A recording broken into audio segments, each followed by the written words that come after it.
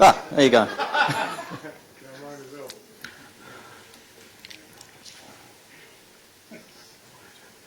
Good. Well, firstly, I'd just like to say thank you for people asking questions already. We're getting off to a really good start, so that's good for a debate. Good afternoon, and on behalf of Deloitte, the Forces in Mind Trust and the Officers Association, I'd just like to wish you all a very, very warm welcome to Veterans Work the Debate. It's wonderful to see so many of you here, and we've been quite blown away in the run-up to the event in terms of how many people wanted to partake. A couple of interesting facts for you. A, I've never seen this room as full, and B, if you thought Davos was a hot ticket, this is even better. As well as welcoming all of you into the room, I also wanted to welcome those of you who are joining via our Facebook live stream.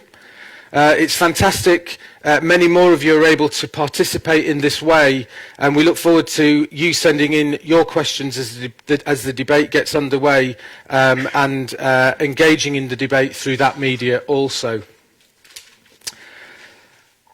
Just before we begin the debate, and by way of introduction and context, I'm going to explain briefly who I am.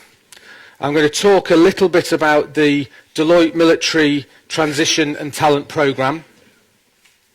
And I'm going to talk about Veterans Work and the Thought Leadership Series that hangs off the back of our Deloitte Military Programme too. So, for those that I've not met along this particular journey, my name is Chris Recchia. I'm a partner here in Deloitte, and I've been with the firm for 19 years now. I'm a partner in our risk advisory business, serving a range of clients in the financial services industry, as well as being the global head of people and purpose for our risk advisory business. Alongside this, I'm also the person that set up and created the Deloitte Military Transition Programme back in 2012, and the sponsoring partner for that and the Veterans Work events, obviously including this one. I too am a veteran. I joined the Army from school at the age of 17. I served for 13 years, much of which was in Commando Forces. I left the Army in 2001 and joined Arthur Andersen, which was a perfect move, as it was then. And just before UK Andersen Business merged with, that was just before we merged with Deloitte, and I'll not labour on that story too much. I became a partner in the business in 2011, and as I just mentioned, I set up the programme in 2012. That was done ably with the support of Liz Coombs, who many of you know, and Liz has been involved in this journey along the way and continues to do a fantastic job. Outside of all of that, I also sit as a trustee of the Special Boat Service Association down in Poole. So, the guiding principle of our programme has always been to support the service leaver at a very challenging time for them, and all of our activity supports that particular aim. The programme aligns with our Deloitte purpose of making an impact that matters to our clients, people and society, and is also part of our global responsible business programme called World Class, which aims to impact the futures of 50 million people globally by 2023, and 5 million people in the UK via education and skills enhancement. Our core Deloitte Military and Transition Talent Programme activity includes Military Insight Days, which have helped to date over 3,500 service leavers since it began. We also support our reservists and have internal military communities that sit alongside our other diversity networks within the business. We ourselves recruit some fantastic talent into the firm from this source, and at any one time have about 200 veterans working with us across all parts of our UK business and in fact that's something that we're looking to increase. Some of them are with us today and will be joining during the networking sessions that will follow the debate. I'm particularly delighted that we have some of our Deloitte veteran alumni in the room with us today also, who have come through our programme, spent time in our business, but then moved on to new roles elsewhere in industry. And we are proud that Deloitte has played a part in that true transition. We're not the end part of the story, we recognise that, but we've helped them along the way.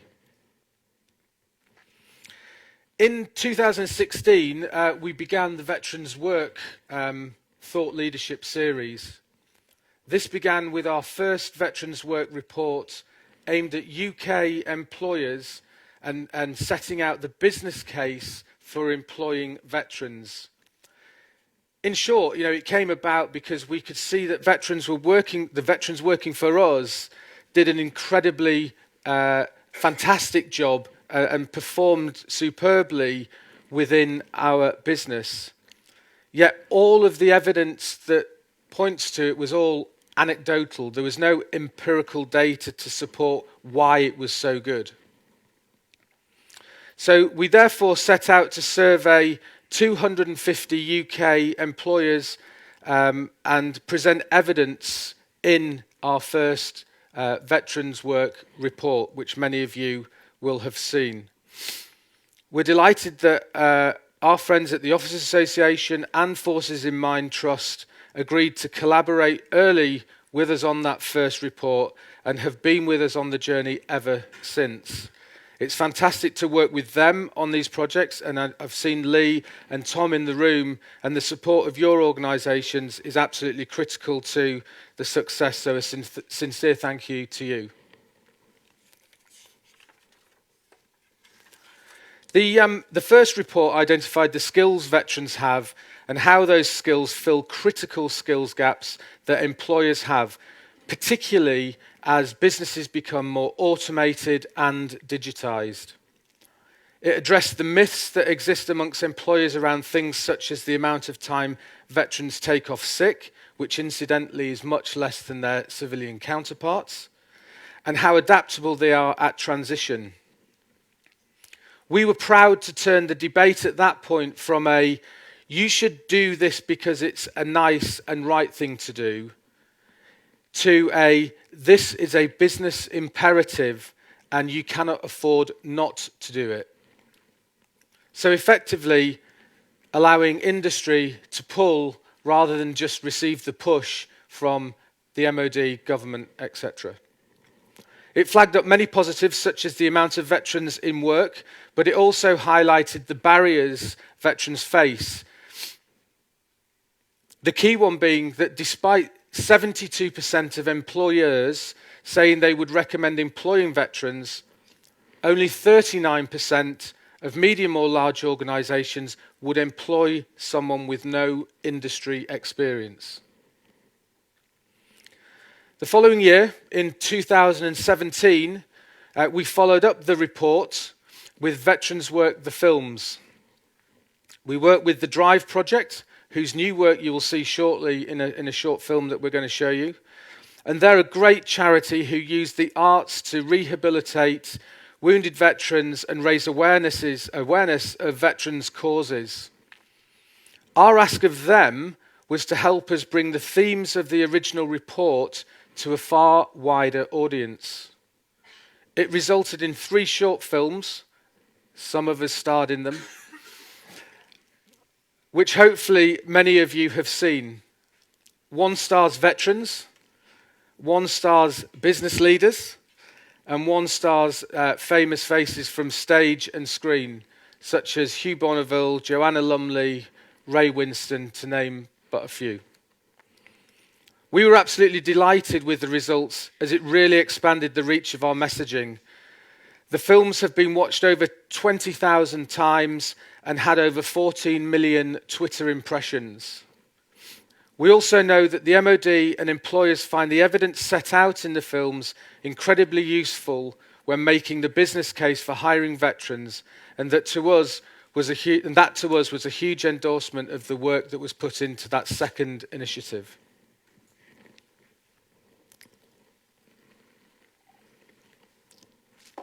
And so last year we delivered our second report, Veterans Work Moving On. This looked at many of the factors that motivate veterans when they transition, such as where they choose to live, salary expectations, and the length of commute they are happy to consider. These, of course, have significant implications on the types of roles, organisations, and locations they consider when thinking about second careers. The message to them was it's important to take all these factors into account when considering your transition and make realistic choices based on those. It also highlighted again the significant transferable skills they have and the value that they can bring to employers. The message to employers once again was one that stressed how hugely skilled, well-trained and motivated this talent of people are and that are at your disposal. Therefore, based on the Veterans Work projects done to date, there are several key messages. Firstly, veterans are highly trained with many transferable skills that fill skills gap we know employers need. Secondly, veterans are very flexible, highly motivated, and learn very quickly, so will pick up technical knowledge you need them to have on the job. Thirdly, veterans themselves and employers must be thinking about fully utilising veteran potential. Many will get jobs and roles, but they have to be the right ones and fulfil the potential of both the individual and the organisation. So, this brings us to this year and Veterans Work, the debate. The idea for the debate came about following several conversations in relation to the echo chamber of veteran myths and stereotypes that continue to proliferate and that usually don't help the veteran cause and particularly veteran employment. So doing something to smash open that echo chamber was the objective. Related to that, we knew we wanted to move the veteran narrative on. And that could be made, or could only be made, possible by creating the environment for a robust and honest debate with all parties invested in that narrative. So that employers, policymakers, the MOD, military charities, the media, and veterans themselves were involved. We are delighted all of those groups are represented today in this room, on our panels and in the audience. And so a big thank you for your participation, because it's that makes today's event and discussion possible. The objective was to further increase the reach of the Veterans Work employment messaging, and therefore we're delighted that we have many organisations joining us today who are either totally new to the veteran employment or are just starting their own journey of support to veterans. That is fantastic, because our aim is to reach as many potential UK employers as possible, so there is no point in us filling a room and preaching to the converted. Today is also about us being able to measure impact, so our most recent survey results completed to help and serve this debate, as well as online polling this afternoon with those little gadgets that you've got on your desk, give us the baseline starting opinion and changes in opinion as a result of the discussion. We had circumstantial evidence to suggest a major barrier to employment was an understanding not of the skills that veterans possess, but of something much more simple, the word veteran. As with all our studies, we wanted to put hard statistics behind the theory to assess how deep the misperceptions went, to help shape our approach to veteran engagement and employment. And so we surveyed over 1,000 UK adults for the results that we will feed into today's debate. There are many results from that survey which we will share offline, but perhaps most sobering of all was when we asked, do you think veterans struggle to adapt to new working environments once they leave the armed forces? And the answer that came back was 87% of people surveyed felt they did.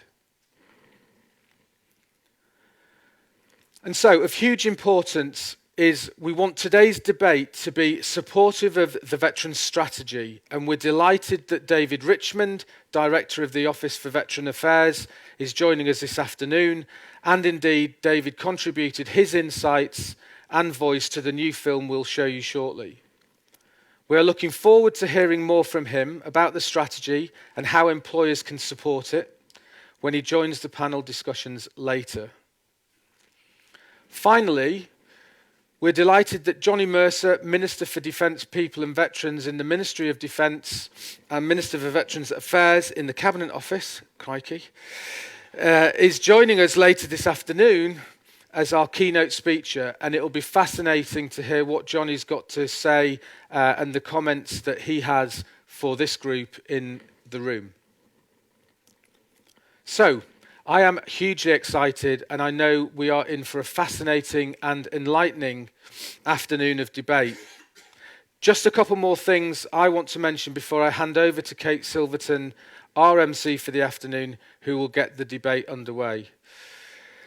A project like this takes an enormous amount of investment of people's passion, commitment, and time, and it's a huge team effort. So there are just a few thank yous I'd like to say before we start as it relates to that. Our consortium of partners, Forces in Mind Trust and OA, I've mentioned. They have worked with us on every Veterans Work project to date. We value your insights and support enormously, and so thank you to Tom and Lee and all of your organisations, as I mentioned earlier. The Drive project, and particularly to Grace and Anna, we have really, really loved working and collaborating with you again, and your creativity and passion for this subject has created something as a Veterans Work team we are hugely proud of. Thank you to the stars of our film, our veterans, Stephen, who I think is in the room today, and Emma also for playing your part in allowing us to create this film. Thank you to the Steerco members who have been on the journey all the way through and for providing us with your time and support. You've helped shape today's event.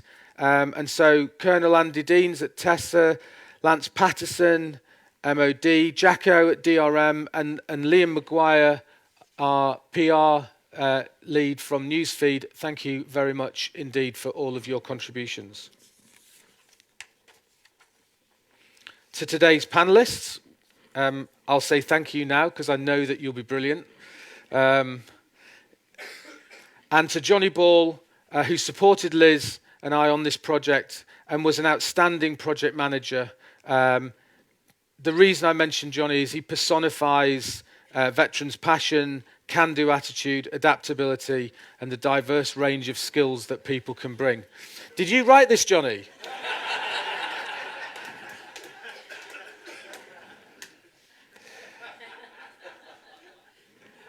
And so, now for the main event. We're going to show a short film to kick off the day, made by the Drive project, as I mentioned. We hope it helps debunk many of the myths and stereotypes that currently exist and that we're going to tackle collectively this afternoon. I hope you enjoy it.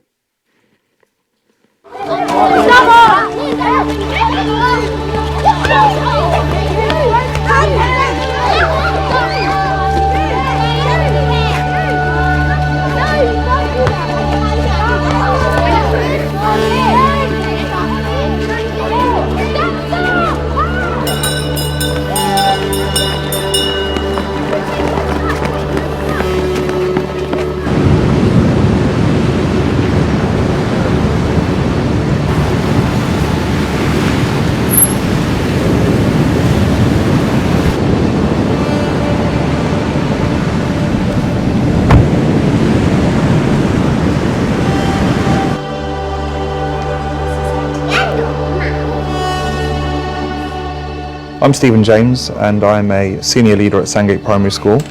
I'm also a specialist leader of education as well as a maths specialist. I grew up in actually Cardiff. It was actually quite a rough council estate in Cardiff. That's when I kind of had that urge, that kind of need to join and serve my country. I was selected for the Intelligence Corps, did my training, and then went to 2 tours of Afghanistan. My name's Emma Tarlin and I'm an innovation consultant for BT.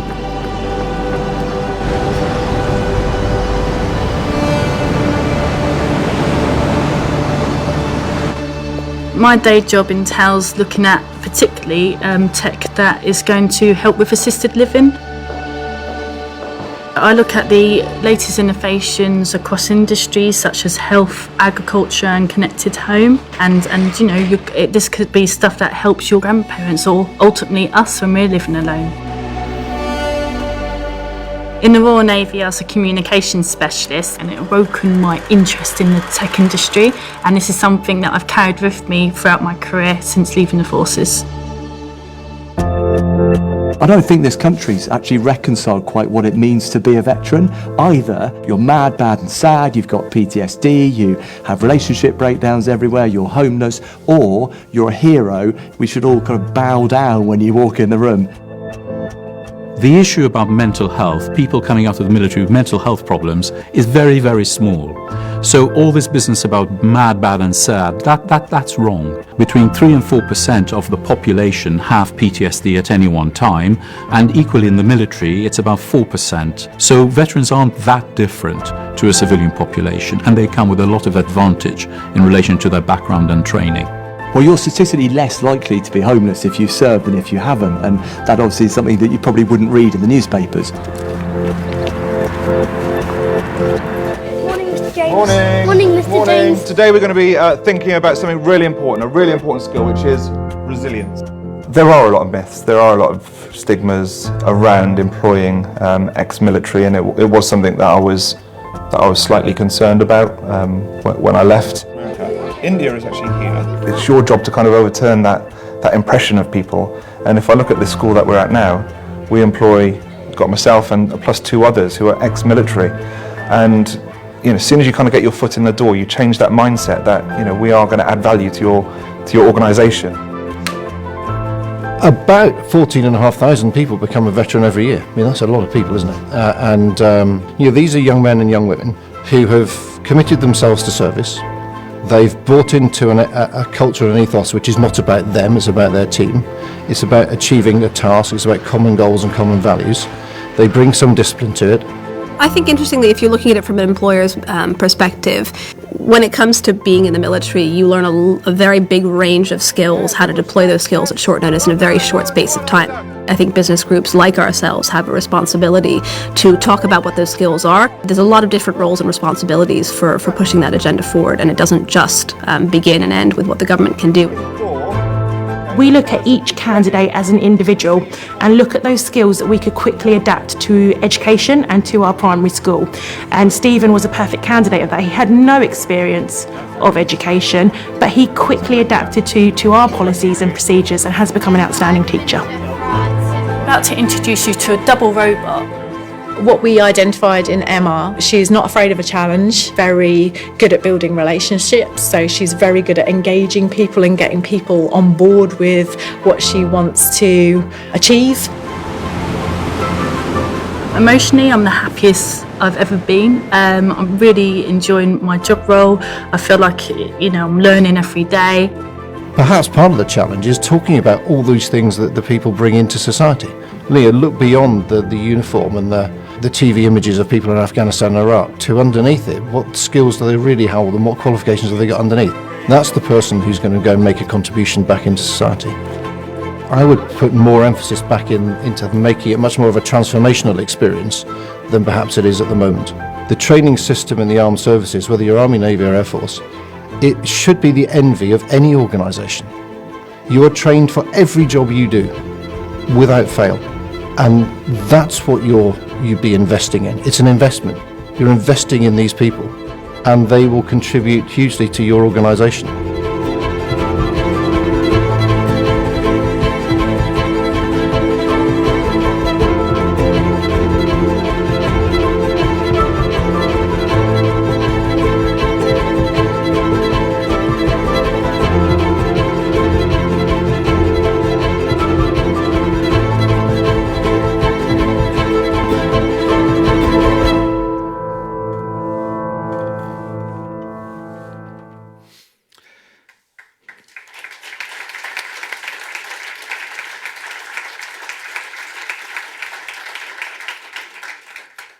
So, I'm really proud of that one, and I think it's fantastic and gives us much food for thought as we move into the afternoon.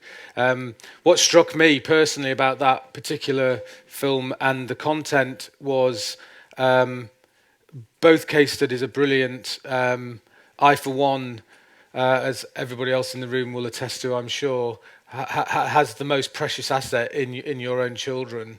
And Stephen there is being gifted the opportunity to teach those children, and we're entrusting him. I can't think of a better example of how you can transfer the skills that you learn in the military into a commercial or back into society. And for me, it was really powerful seeing that. So it's fantastic.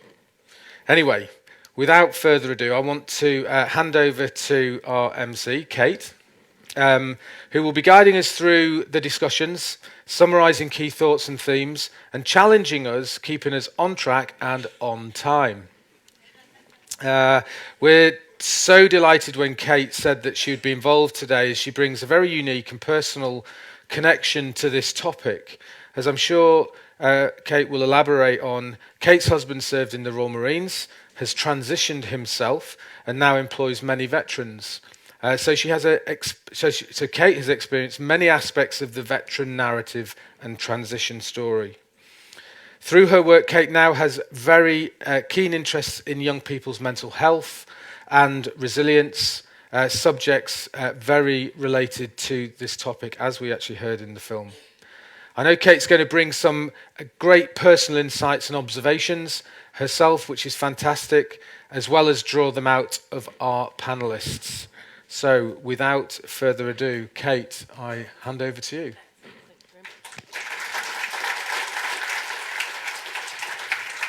Thank you very much, Chris, and welcome to everybody. And as Chris said, I'm delighted to be here for a number of reasons, both as a journalist but also as a wife. My husband, then former Royal Marines Commando, who now runs a company which provides hostile environment training, so for journalists, for anyone operating in a hostile environment. And he's passionate about these issues, and we were talking about it last night. I'm going to bring up some of the points that he made. But where's Stephen, by the way? Where's Stephen? Hi, Stephen. So my husband, like you, Stephen, grew up on a very deprived part of the country on a council estate, and it was a teacher who lit that spark in him that then, with grit and determination, he went into the Marines and is now running a successful company. So again, he espouses many of the qualities that you've just spoken to us about. I think the thing that I would like to dispel today, and also challenge all of us, is this thing around mental health, because I'm now training as a child psychotherapist, and so as well as being a journalist. So my passion now is about getting us all to think about resilience. Rather than talking about mental health, it is actually resilience. And the statistics show that most of us in this room will have either had mental health challenges ourselves, or in the past, or that we will know somebody who has experienced challenges. So none of us are immune, and so we don't have to have served in the military to have faced challenges ourselves. And I think that's the fundamental thing, is that what defines us comes from our own lived experience, our own life experience. Essentially, it comes from being human. So I guess my question today of all of us is, when we consider employing a former serviceman or woman, why wouldn't we want someone who's served their country, who's shown grit and determination to succeed, who's received that world-class training across many skill sets, and has had that vast amount of lived experience, and then contributed as a team, and who is resilient, and has experienced the same as everybody else up here, but arguably more so in here. So why wouldn't we want that person on our team? That's just my thought to throw in as we begin. Now let's get your thoughts then, because what I'd like to do today, and really Chris and the team are really keen, is to hear from you as well as from our panel. So let's make most use of our microphones that we've got. I'm going to be asking you some questions. I'm going to try and keep us to time. We've already started over time, which is not something that I'm happy with, Chris. If you would like to ask a question, please raise your hand, and could you just introduce yourself very, very quickly, just so that we know who you are, your name, title, your organisation, and then let's keep questions relatively short. We have got time at the end of the day to have a sort of a more wide-ranging debate, and also who your question's directed to. For those of you watching on live stream, hello. Do send your questions, and Dan and Ollie are going to be monitoring those via the desk, and then hopefully I can multitask and get those to our panel. Before we move to our first panel discussion, let's just ask you a question now on that issue of veteran, the word and what it actually means. So let's get our devices. I haven't got one up here now, but hopefully. Has anyone got a question or needs a device or anything? Are we all happy with how they work? Let's give it a go. So let's ask you then, which phrase do you most associate with the word veteran? So anyone who's served in the armed forces for a period of time, you must have spent time in an active conflict zone, someone 65 years of age or older, wounded during your time of service, or I don't identify with the term veteran and would like to see an alternative description. So 1, 2, 3, 4, 5. I did ask whether you could have more than one, and you can't. So I think if we had our sort of 10 seconds or whatever we're allowing everybody to get that result, we'll have a look. Oh, we've got music, okay.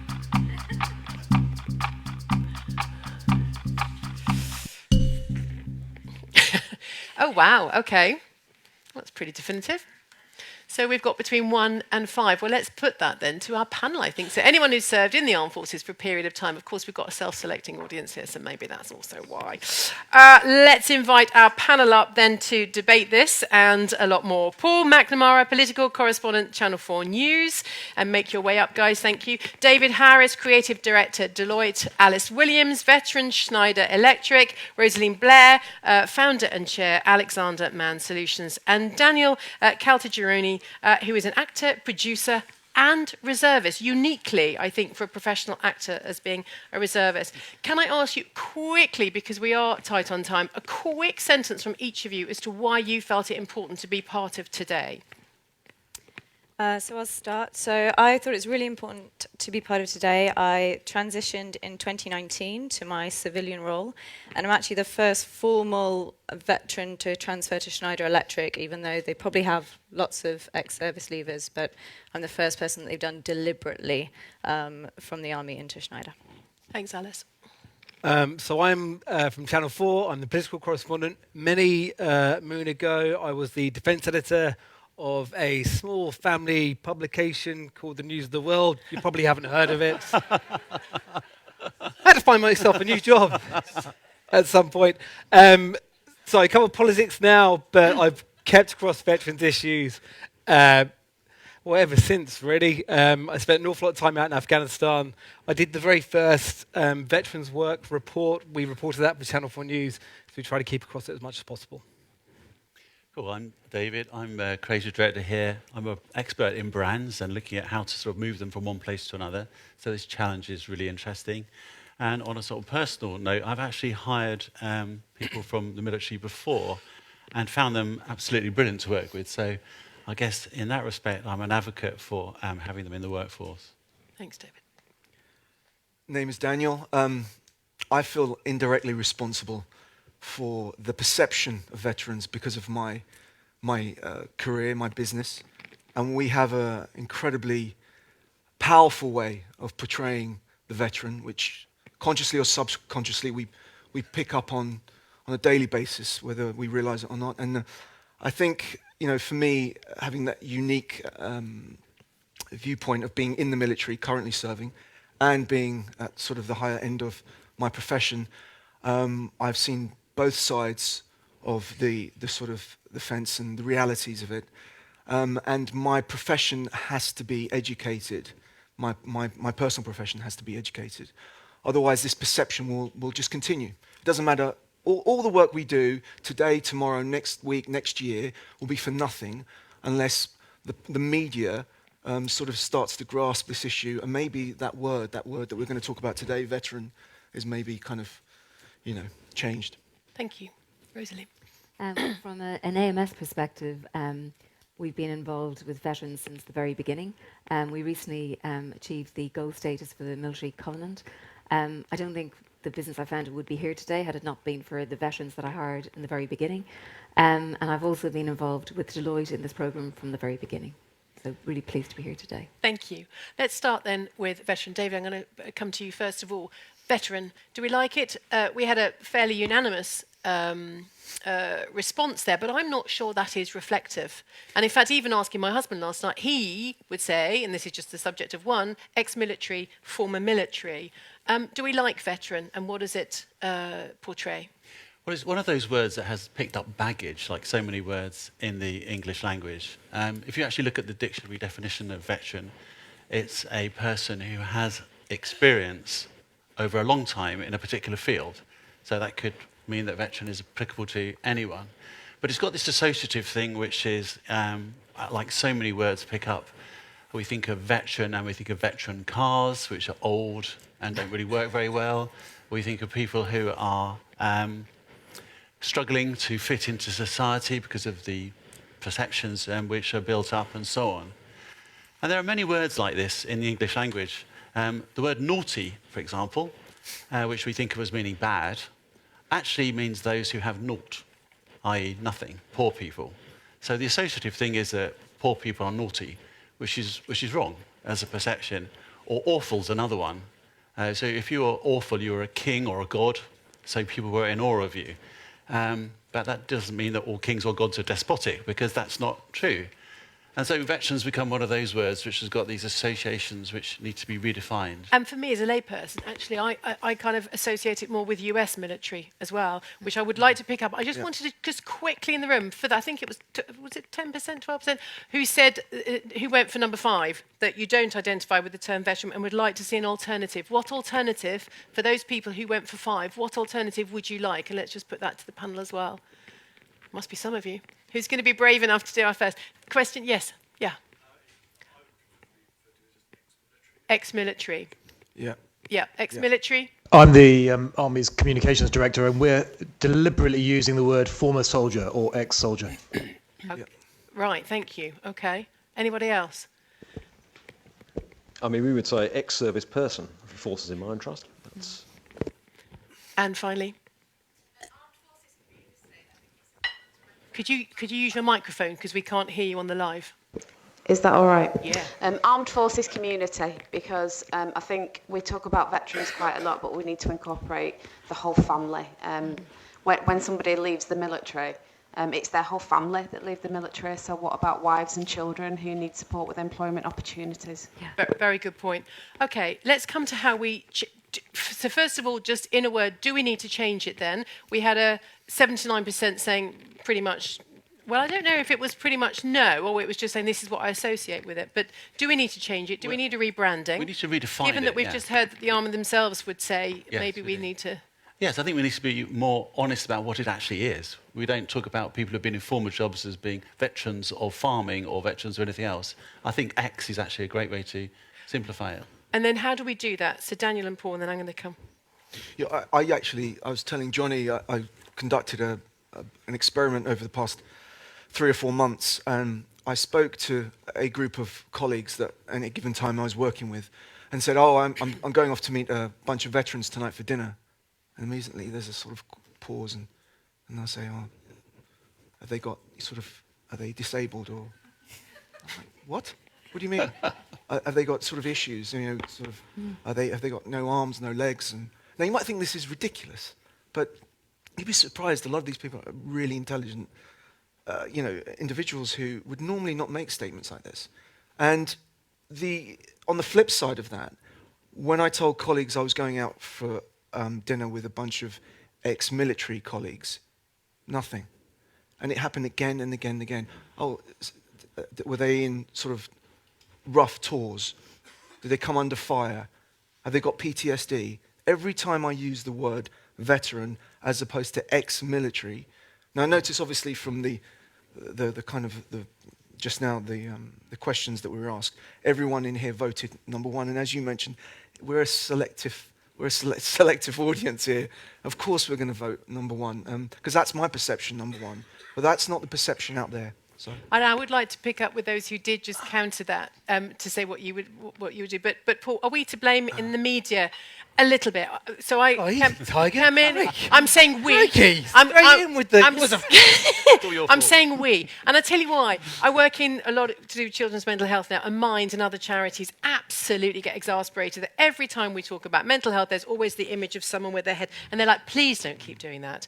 So they have been really driving that hard to say, can we change the narrative there? And it does come from us in the media because, and in film. So how do we change? And do you think we have played to stereotype? I think there's a problem with the word veterans, not necessarily because people might have negative connotations that come with it, but I think if you're in the media and you're telling stories that the vast majority of the population is meant to be able to grasp within a few words, then you need to stay away from words which you can't really define. So if you're using the word veterans and you talk to a number of people in the newsroom and hardly any of them can actually give you a definition of what a veteran is, then don't use the bloody word. Like that's ridiculous. Stay away from things that you can't talk about. I agree with pretty much everyone here when you put your hands up and said, what phrases would you use? Because the fundamental of journalism is when you're telling a story, no matter what it's about, whether it's about military issues or anything else, how would you describe it to a bloke down the pub who knew nothing about this? So if I'm doing a story about people who used to be in the forces and now they're finding it hard to get jobs because of the negative connotations around a word, I wouldn't start with that word, veterans. I'd start with, I'm doing this story about people who used to be in the forces and now they can't get a job. And that's it. And that's how I'd describe it.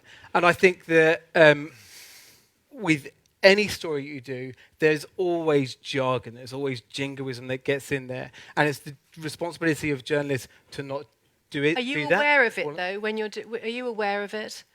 Of not using, of sort of challenging those stereotypes. And you can say, I'm doing a story about, but in a word, would you go for former military? Would you go for former serviceman? I go for any of those for two reasons. One, because of that first thing of just not using terms which people instantly know. But then second of all, just because of, I think the first time we went out to Afghanistan was 2009, 2010, and again, and it gets ingrained in you more and more the more you do stories of, crikey, you've got to be really careful about the words used because they have power and people latch onto them, and all of a sudden, the thing that you're trying to do a story that educates a whole load of people, and actually you end up miseducating people because of simple words that you use. Falling into that, Rosalind.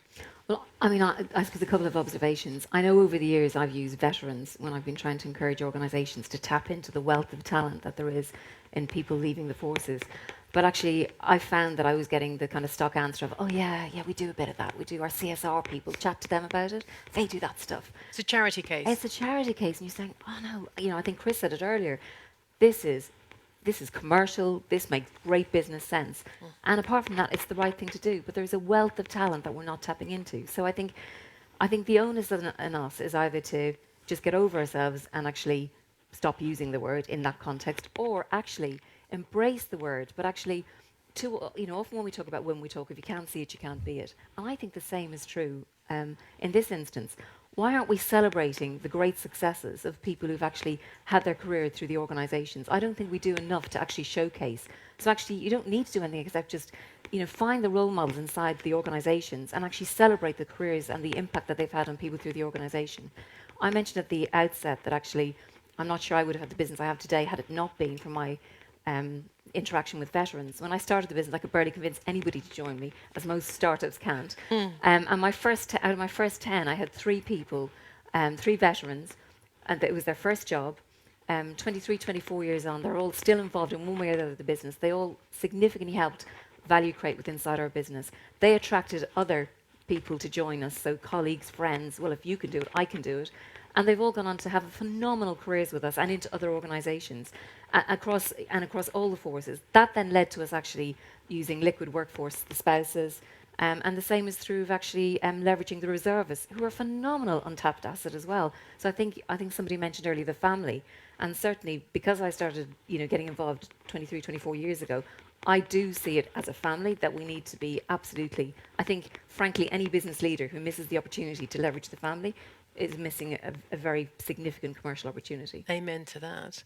I want to come back to that actually, because what you wrote down storytelling, and I think that was what I was listening to what you said. And I thought it's exactly we need to be positive storytellers. So we all need to be storytellers, yeah, exactly. but mindful. And Alice, just in terms of veterans, former servicemen and women taking the brand themselves and branding themselves, do we need to be better at that? Do they need to be better at that?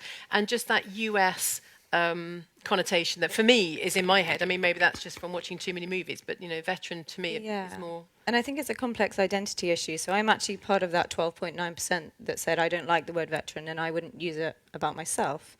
And I also know people who find it difficult when we talk about ex, because I'm also married to a Royal Marine.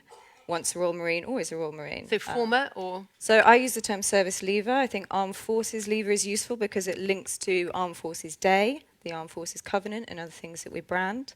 But I think it's also important to recognise and not oversimplify. So everyone in the room who has served or is serving knows that tribes within tribes is a very powerful thing. So I left the army. I didn't leave the Navy, and I didn't leave the Air Force. My husband, again, left the Royal Marines, which is technically the Navy, but I wouldn't dare say that in my house. And so I think there is this oversimplification of trying to find a single branded word, but actually Armed Forces leaver, if you must, wraps it into things which I think are already positive in the UK. Why are veterans often portrayed as either heroes or victims? That was something that was brought up, just starting with you again on that. Why do you think that is? You can just go down the line. I think very little in the middle ground, is there? Yeah, I think there is a thing about what people perceive on TV, and actually having left, you realise, we live in a relatively myopic world within the services where we understand our own world and how it functions, but actually there is little understanding of all the complexity within it once you meet the average person outside. But I think there is also an issue that we go through, when we go through training. So I went through the Royal Military Academy Sandhurst, 48 weeks, which took me from being a civilian to a soldier and an officer.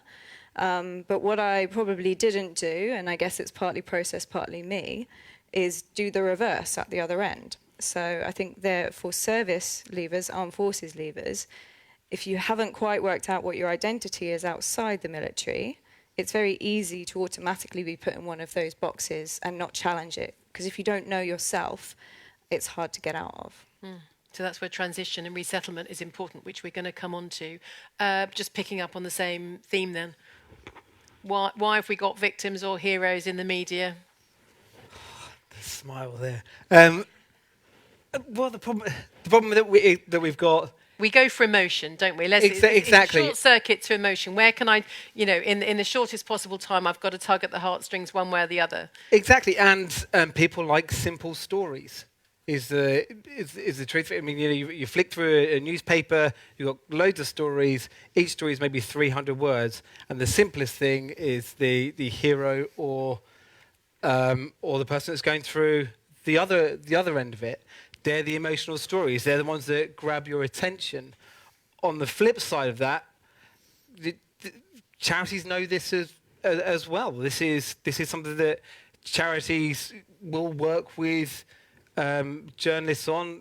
What sort of case study are you looking for? How do we help it? Because portraying these stories also helps the charities. When it comes to fundraising, that's what gets the big headline. Have we got charities present in the room that would come back on that? Marvellous. Can you use your microphones, please, and just say which charity organisation you're from? I think you need to press the mic. I'm Simon Bucks. I'm the Chief Executive of BFBS. I think it's absolutely right that charities do rely on the mad, sad and bad narrative in order to raise money, and they perpetuate it. I mean, it's not surprising. BFBS, we run an academy training ex-forces people in media skills, creative media, and I can tell you from experience that it's much harder to raise money to simply help people who are completely undamaged to transition into successful jobs than it is for charities who are appealing for money for people who have got PTSD or who are physically damaged in some way.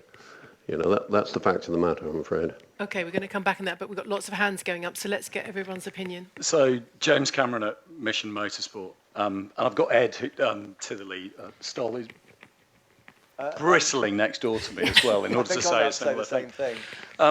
But I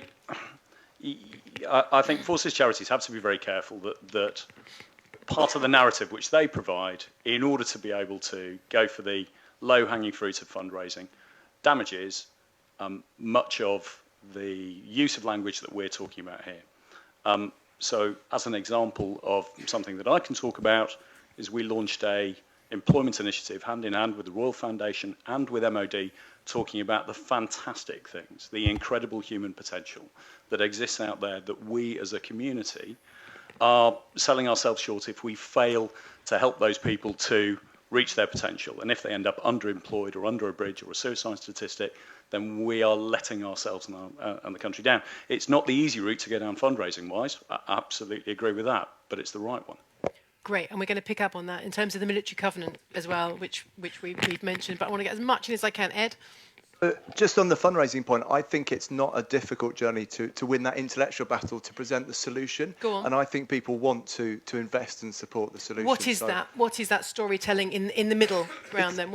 It is about a journey, so it is about respecting the fact that a minority of veterans are vulnerable, but actually presenting the fact that if you invest in that charity, you are presenting the solution, and the imagery that you portray is one of positivity that shows a journey, and you are the experts to deliver it. Again, coming back to resilience, which is on everyone's lips at the moment. Yes? I'm Emma Willis, Staff for Soldiers, and Paul's done 2 amazing pieces on Channel 4 for us. And the responsibility for charity, I think, is as much to raise awareness and tell the stories of the young ex-forces. In my case, it is all injured. It's telling their stories, because actually a role model of an ex-force person who is surviving mental health issues or physical issues is an incredible role model. And if a successful story of a transitioning ex-forces man who is, say, a triple amputee, you can tell that story positively, that's hugely inspiring for people. Yeah, what I'm hearing actually is that we're getting quite a lot right, but it's almost like the story stops here. So we go from that sort of injured serviceman or woman here, and then it's like they've come through and we're here. But there's nothing to go, and now they're going to work in a suit or whatever it might be, which my husband was saying last night, by the way, is sometimes quite mundane. So this transitioning into normal life, actually, maybe we should be reflecting more, because that's the success, actually just getting back into normal life, which, as we all know, is quite a challenge in itself most often. So maybe we just need to extend the storyline a little bit. Let's get some more statements, questions in, because I want to bring the panel back in. Gentleman here and gentleman, sorry, the yellow tie, because you had your hand up first. Yep. Andrew Gregory, I'm a veteran. I also work for SAFA, the Armed Forces charity. I think there have been some really interesting points, firstly about veterans. I don't think we'll get it out of the parlance. I think there is a responsibility for everybody to get rid of this mad, sad and bad narrative, which I fundamentally disagree with. I do not think charities over-promote the damage. I think we talk about the service, and certainly in SAFA we produced a report last year that highlighted the fact that the vast majority of the 15,000 people who leave the armed forces each year are better for that service and will be good employees. So we need to work this together. We need to make sure the narrative comes from the Ministry of Defence, from government, from businesses like this one, and the charities will support it. But it's got to be a partnership. Do we need one word? And I'm just sort of having a look at some of everybody that's watching live streaming. Do we need a variety of definitions, or are we getting sort of paralysis by analysis, David? I think we are. I think we need to reframe this, and I can give you an example of how I've done this for another charity. I work with the Great Ormond Street Hospital for Sick Children, and they were doing traditional mailings and advertising. All of it showed children with tubes coming out of them and so on. They're really tragic images, and they were losing market share. They weren't getting many donations, and research showed us that actually people were put off by the fact that these were such horrible images of really vulnerable children. They felt emotionally like they just didn't want to know, so they were turning away. And there's all this talk about charity fatigue. There's so many charities doing the same thing. And I went round the hospital, and I had this really moving experience where all these kids were playing hide and seek. And some of them were literally walking around with their oxygen cylinders and so on. Others had, were bandaged up, and they were whooping and, laughing and everything. I was quite shocked. So I said to the nurse, wow, I thought these were sick children. And she said, they are, but they're children first, and then they're sick. So I think we need to think about veterans in that respect. Yes, they're veterans, but my God, they've had an amazing life. We should celebrate some of the things that they've done for the country, some of the experiences they've had, and actually make other people feel jealous that, why haven't I had that type of experience? See, we're not great in Great Britain of being celebratory, are we? But interesting. And America is, which is maybe why their veteran is seen as a very positive thing. And I still think that maybe there's something about us not celebrating the people that we've had. Daniel, I want to bring you in on that, but go on, Rosalie. No, I was just going to say, it was really interesting, everybody's reaction when Chris read out Johnny's whatever Johnny said to describe himself. It was kind of everybody.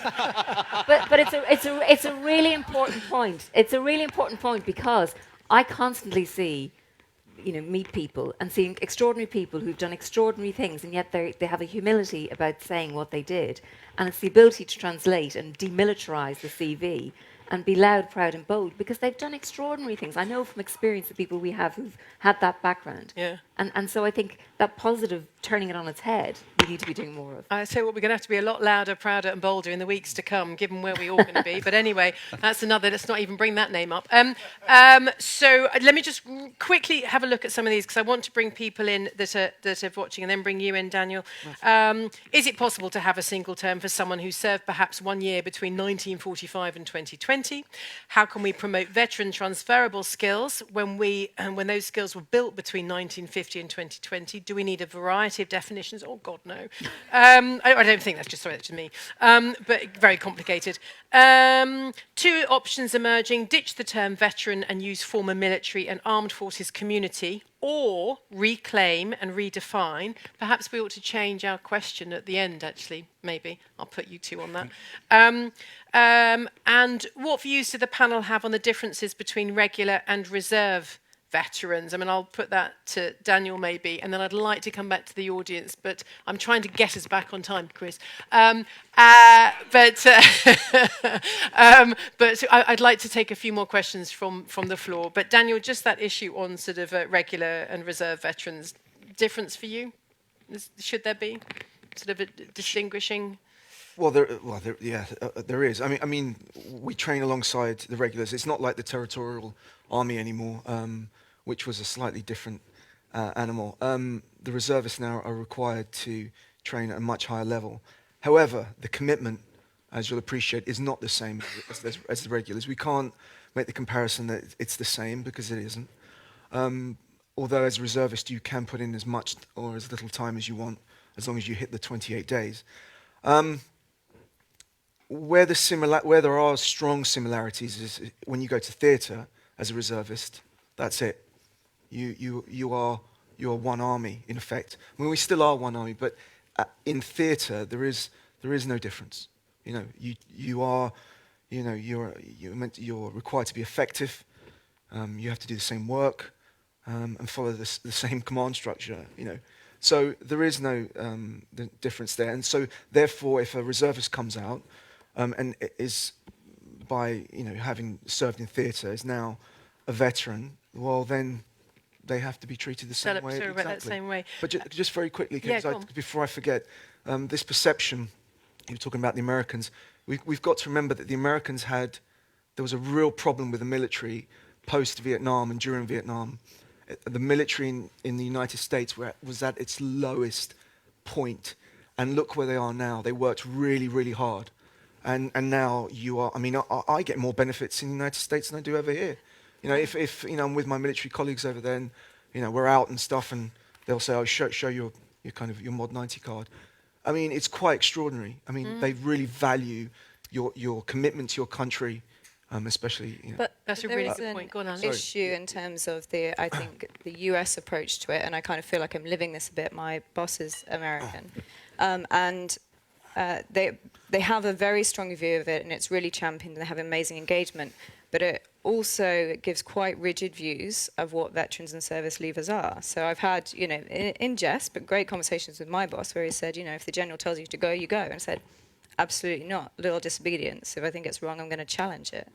And he found that very interesting. We've had lots of those conversations where I think because they've worked very hard to understand veterans and build a brand and make it something, it also, again, oversimplifies and perhaps creates an idea that doesn't exist for the individual. Interesting. So, and I'm trying to scroll down, but I've only got the bottom here.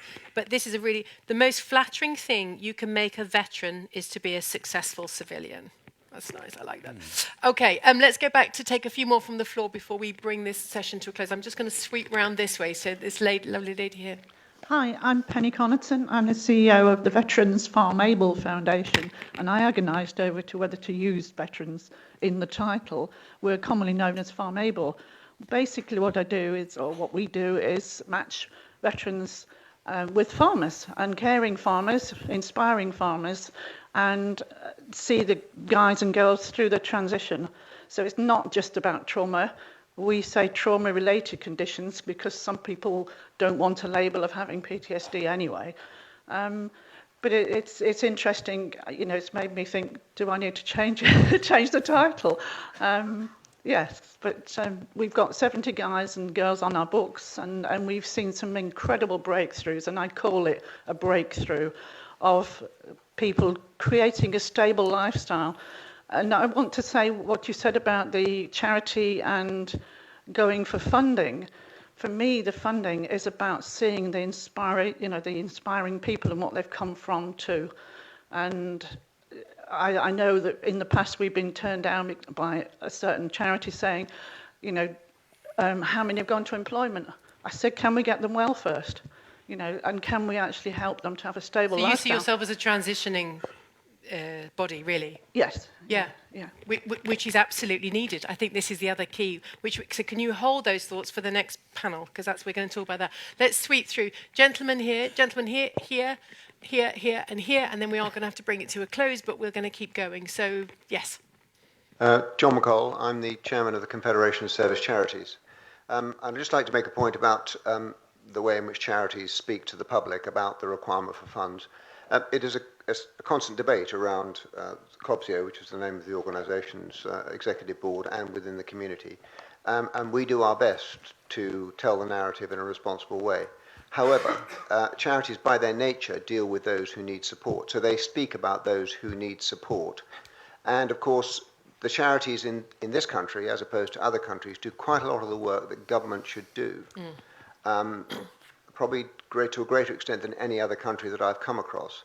And therefore, we as a charity sector shouldn't apologise for speaking about those that need support, about the work that we do to cater for their needs. What do you think you would be doing if, in your words, the government was picking up more? Well, if the government was doing more, there would be a smaller charity sector. At the moment, the service charity sector turns over something in the region of 900 million to £1 billion a year. So we'd be a damn sight smaller for a start. But you might work more on the transitioning? We might be working more on the transitioning, but with respect, I think that's highly unlikely. And the way this government's going, we're seeing less government rather than more government. So I think the size of the charity sector, in terms of the requirement, is likely to stay. However, the funding is becoming more and more difficult for all the reasons that we probably understand in the broader charity sector.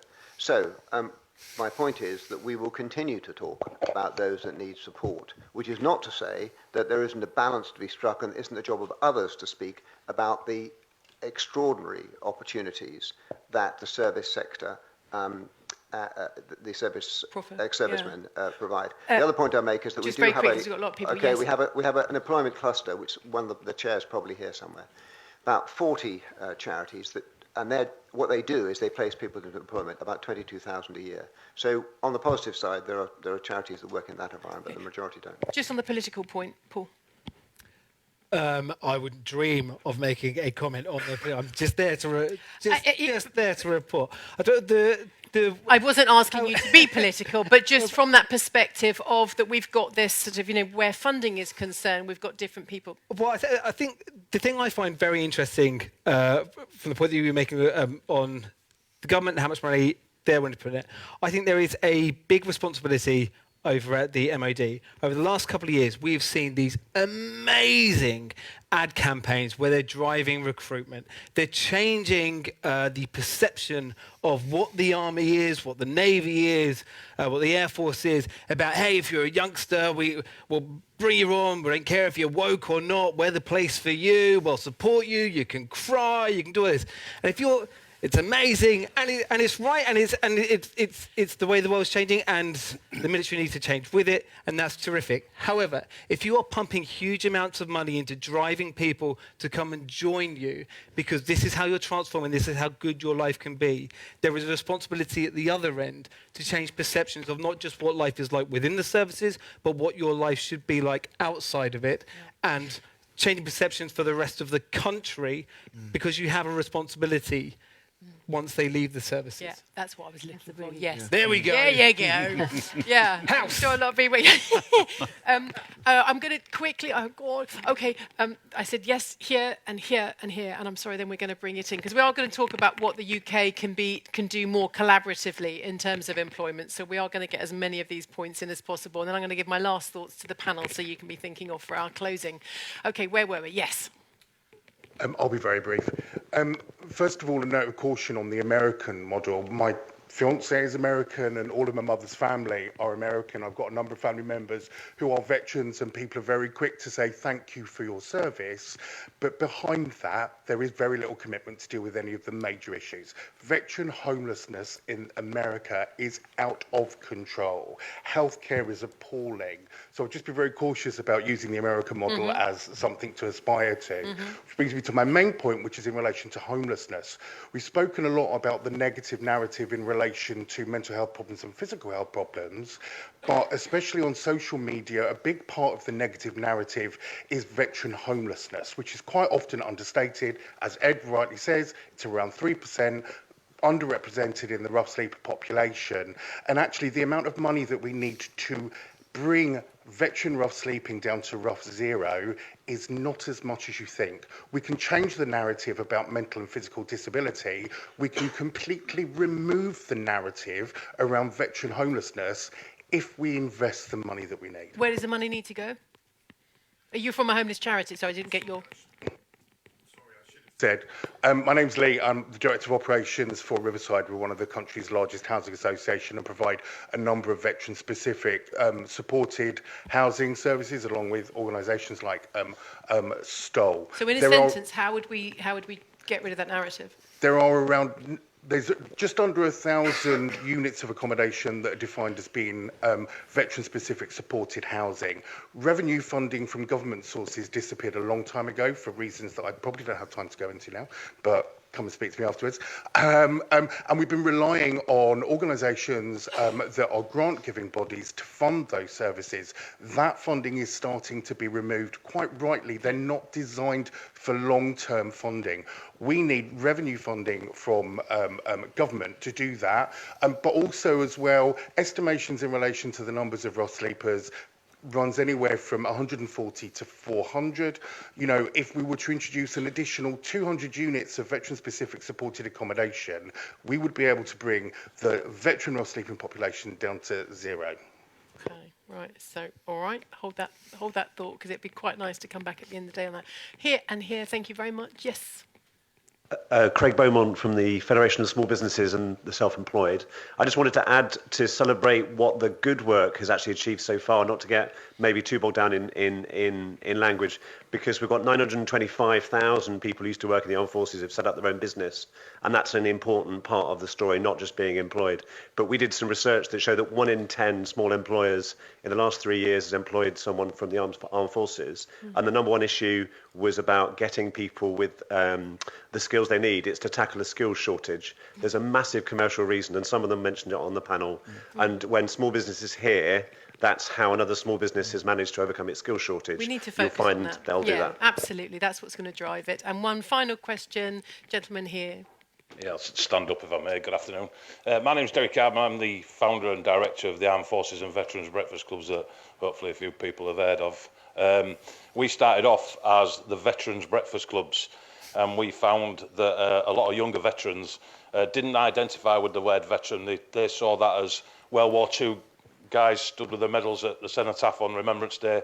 So we rebranded to Armed Forces and Veterans Breakfast Clubs, and I get the point, because when I first left the forces, I would have considered myself ex-army, or So I think a lot of this talk about how veterans brand, how it should be branded.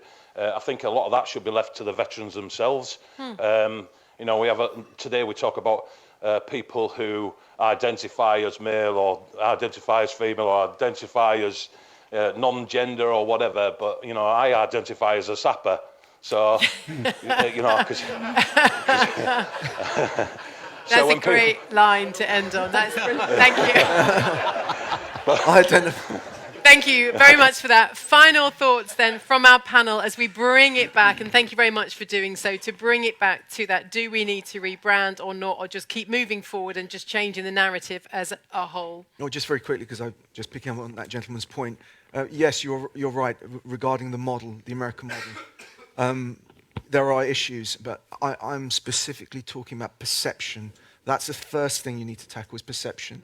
And then, because we could. There's so many issues, and I think the lady at the back was talking about families, also military families, which is an incredibly valid point. And again, that we could do a whole nother conference on that alone. So again, I think at the moment, with all the literature I've read, it's the first thing that first issue that's mentioned is the perception of the veteran. That's the first thing that happens. Above and beyond that, then there's other things, but it's how we view veteran, ex-military, whatever you want to call it. So that's my point. And after this debate, how will each of you go away and perhaps do, what do you think you might do in terms of sort of countering some of the things that we've talked about? Oh, you're asking me, right? Yeah. Okay. Well, look, I think actually the video that we saw at the very outset was incredibly inspiring, really enlightening, and I think we need more of that positive role modelling. There is a phenomenal wealth of talent, untapped talent that we need to be mining. And I think we should focus on the positive. This is incredibly good for business. It makes commercial sense. Why wouldn't we? Why shouldn't we do it? Focus on the commercial making sense. David? Well, I think we've talked a lot about sort of the polarity, really, of the hero or the mad, bad and sad. And I guess what I would like to do is to look at the bits in between. And I think that's where the experience comes in. The training you get and the experience you have in any of the armed forces is really, really important. And you look at most people's lives, and it's this linear thing from school to uni, maybe a bit of a gap year, and then off to work. Whereas you have this massive kind of bubble of experience, which gives you kind of a global insight. It gives you amazing strategic and problem-solving skills. And I would look at celebrating all of those. Keep the hero and the mad, bad and sad. You can't get rid of them. They're part of it. But let's look at kind of filling in the whole of this spectrum of different things, and then celebrate all the people who have done things with them. People with lived experience. Yeah. Which actually is very exciting. And, and with a skill set that can be brought over. It's that transition which we're going to discuss. Sorry, thank you, though. Thank you. Sorry, David, finish? No, I was going to say, exactly. Let's make people jealous of the fact that people have had this experience and think, yeah, I want some of that. So we kind of heighten of their ability to be more empathetic to the people who have served the country. I like that. Let's make people jealous. All right, thank you. To end on a positive, I think the direction of travel is good. There are still problems around, the term veteran.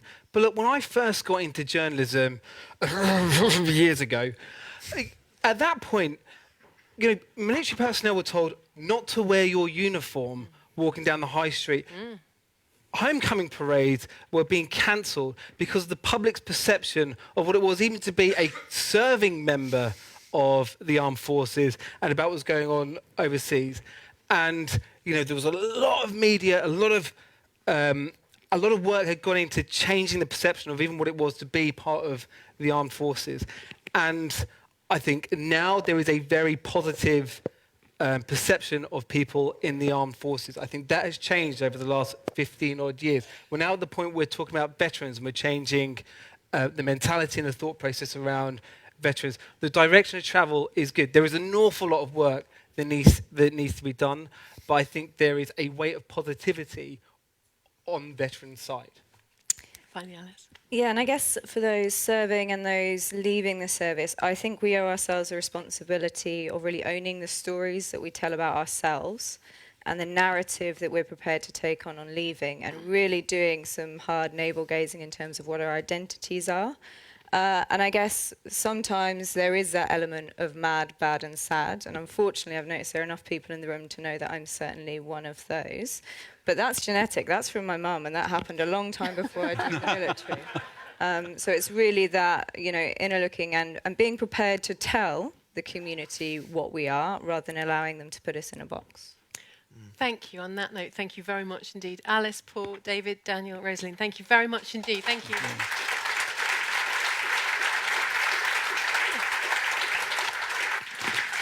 Right, I shall ask you to take your seats while we'll have another quick question for you before we go straight into our next panel, which is going to look at how we can be more collaborative and effective in hiring veterans. Has your organisation signed the Armed Forces Covenant and or been awarded an Employer Recognition Scheme award? So yes, we've been awarded bronze, silver or gold. Not yet, but intend to. No, and don't intend to.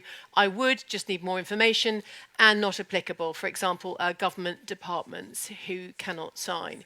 So has your organisation signed the covenant and or been awarded an Employer Recognition Scheme award?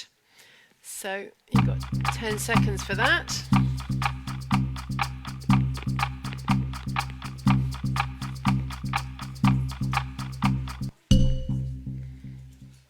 Marvellous. Okay, not applicable. Okay, fair enough. I think that's probably what we would have anticipated, but maybe that's the question that we need to be getting outside this room. On that note, thank you very much. Let's invite our next panel then. Helen Helliwell, Director, Armed Forces People Policy, MOD. Richard Sharp, CEO, Team Rubicon. Chris, we're going to welcome back for this one. David Richmond, CBE, Director, Office for Veterans Affairs. Adrian Peters, Head of Transition, Career Transition Partnership. And Matt Fossey, Director of Veterans and Family Institute, Anglia Ruskin University. Have we got enough seats? Shall I stand up for this? I can stand up if you like. So we're looking then at how UK PLC can be more collaborative and effective in hiring veterans. Chris, I'm going to ask you to start just for ease. I'll come over there. I can stand up as well. It's okay. Thanks, Dan. Just repeat the question, Kate. Yeah. How can we be more collaborative? Where is my question? How can we be more collaborative and effective in hiring veterans? And I think effective is a key word for me, anyway. So this whole journey has been about, for us, educating UK PLC about the value that veterans bring. And so, in answer to the question, for me, a large part of it is making those organisations in the room, those not in the room, understand more about the value that service leavers can bring to organisations. And I think if we can do that, then we will positively influence how the service leaver is perceived and the value that they will bring into organisations. You know, there are many, many examples, but I'll give you one from my organisation. We've hired, as I mentioned at the beginning, a significant number as it relates to our business of service leavers. Last year, we hired 25 cyber specialists from GCHQ into our cyber business, which, as all of us know, is an area within business that we are all grappling with and need to defend against, and those people brought tremendous value and skills immediately to the organisation. I think if we can all start to do that, learn about their skills, then I think we are going to progress the narrative and be in a much more positive space. And Helen, there were questions before asking what the MOD is doing in terms of ensuring that smooth transition. Yeah.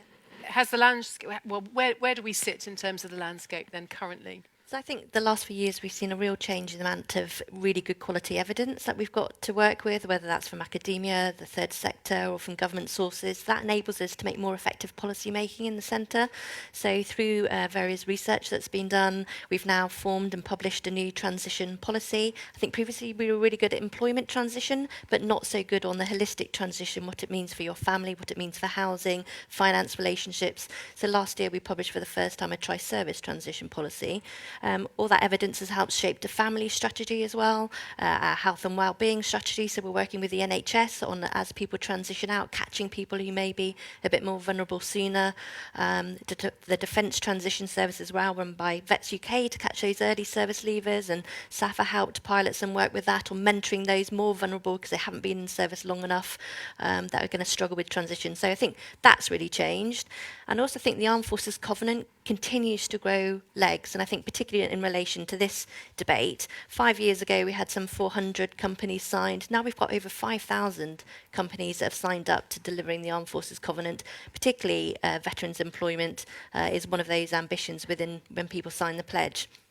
And I think the private sector love a competition. So having these employee recognition awards where you get the gold, silver, bronze, we've now got a network of some really strong companies coming together, and it gives us a platform then to engage with. So I think that's really changed in the last few years as well. So 5,000, I would say, still sounds very low, actually. We want more. What about the recognition of that there is this thing called a military covenant, and what about the recognition that we all have our part to play? Is it enforceable at all to kind of start really pushing the agenda, not as a nice to have, but actually something that every company should be doing? So I want to encourage every company to do it, but I don't want to force people. We want to sell the business case. We're not doing it for charitable reasons. We're doing it good because it makes good business sense. I think if we start enforcing things, it gets back to that perceptions, and the narrative we want to do is that you want to do this because it's good for your business, not because we're forcing you to. So how do we increase from that 5,000?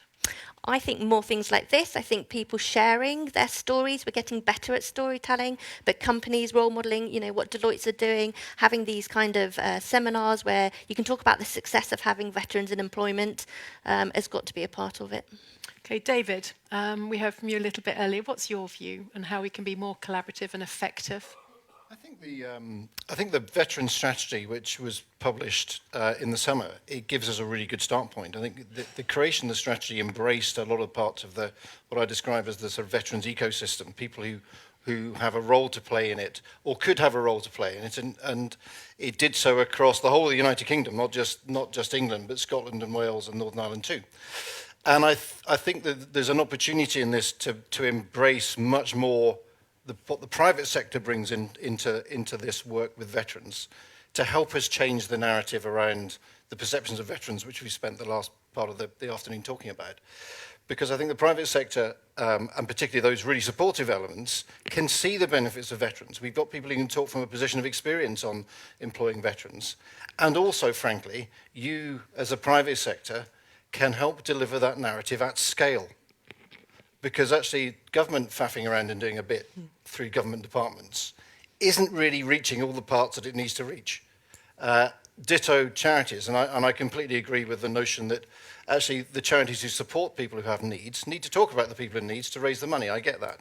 What's missing, I think, is that balancing narrative and an ability to really deliver that at scale as widely as we can, and with one voice across government, private sector, where possible charities and academia too, who provide this real statistical underpinning to it. And I think that's where we can help. Richie, you're nodding at that.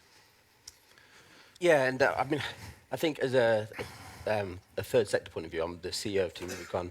Our primary objective as a third sector should be not to damage employability of veterans, to not damage the narrative. And we covered brand a lot earlier, but to David's point around showcasing the strength of the veteran,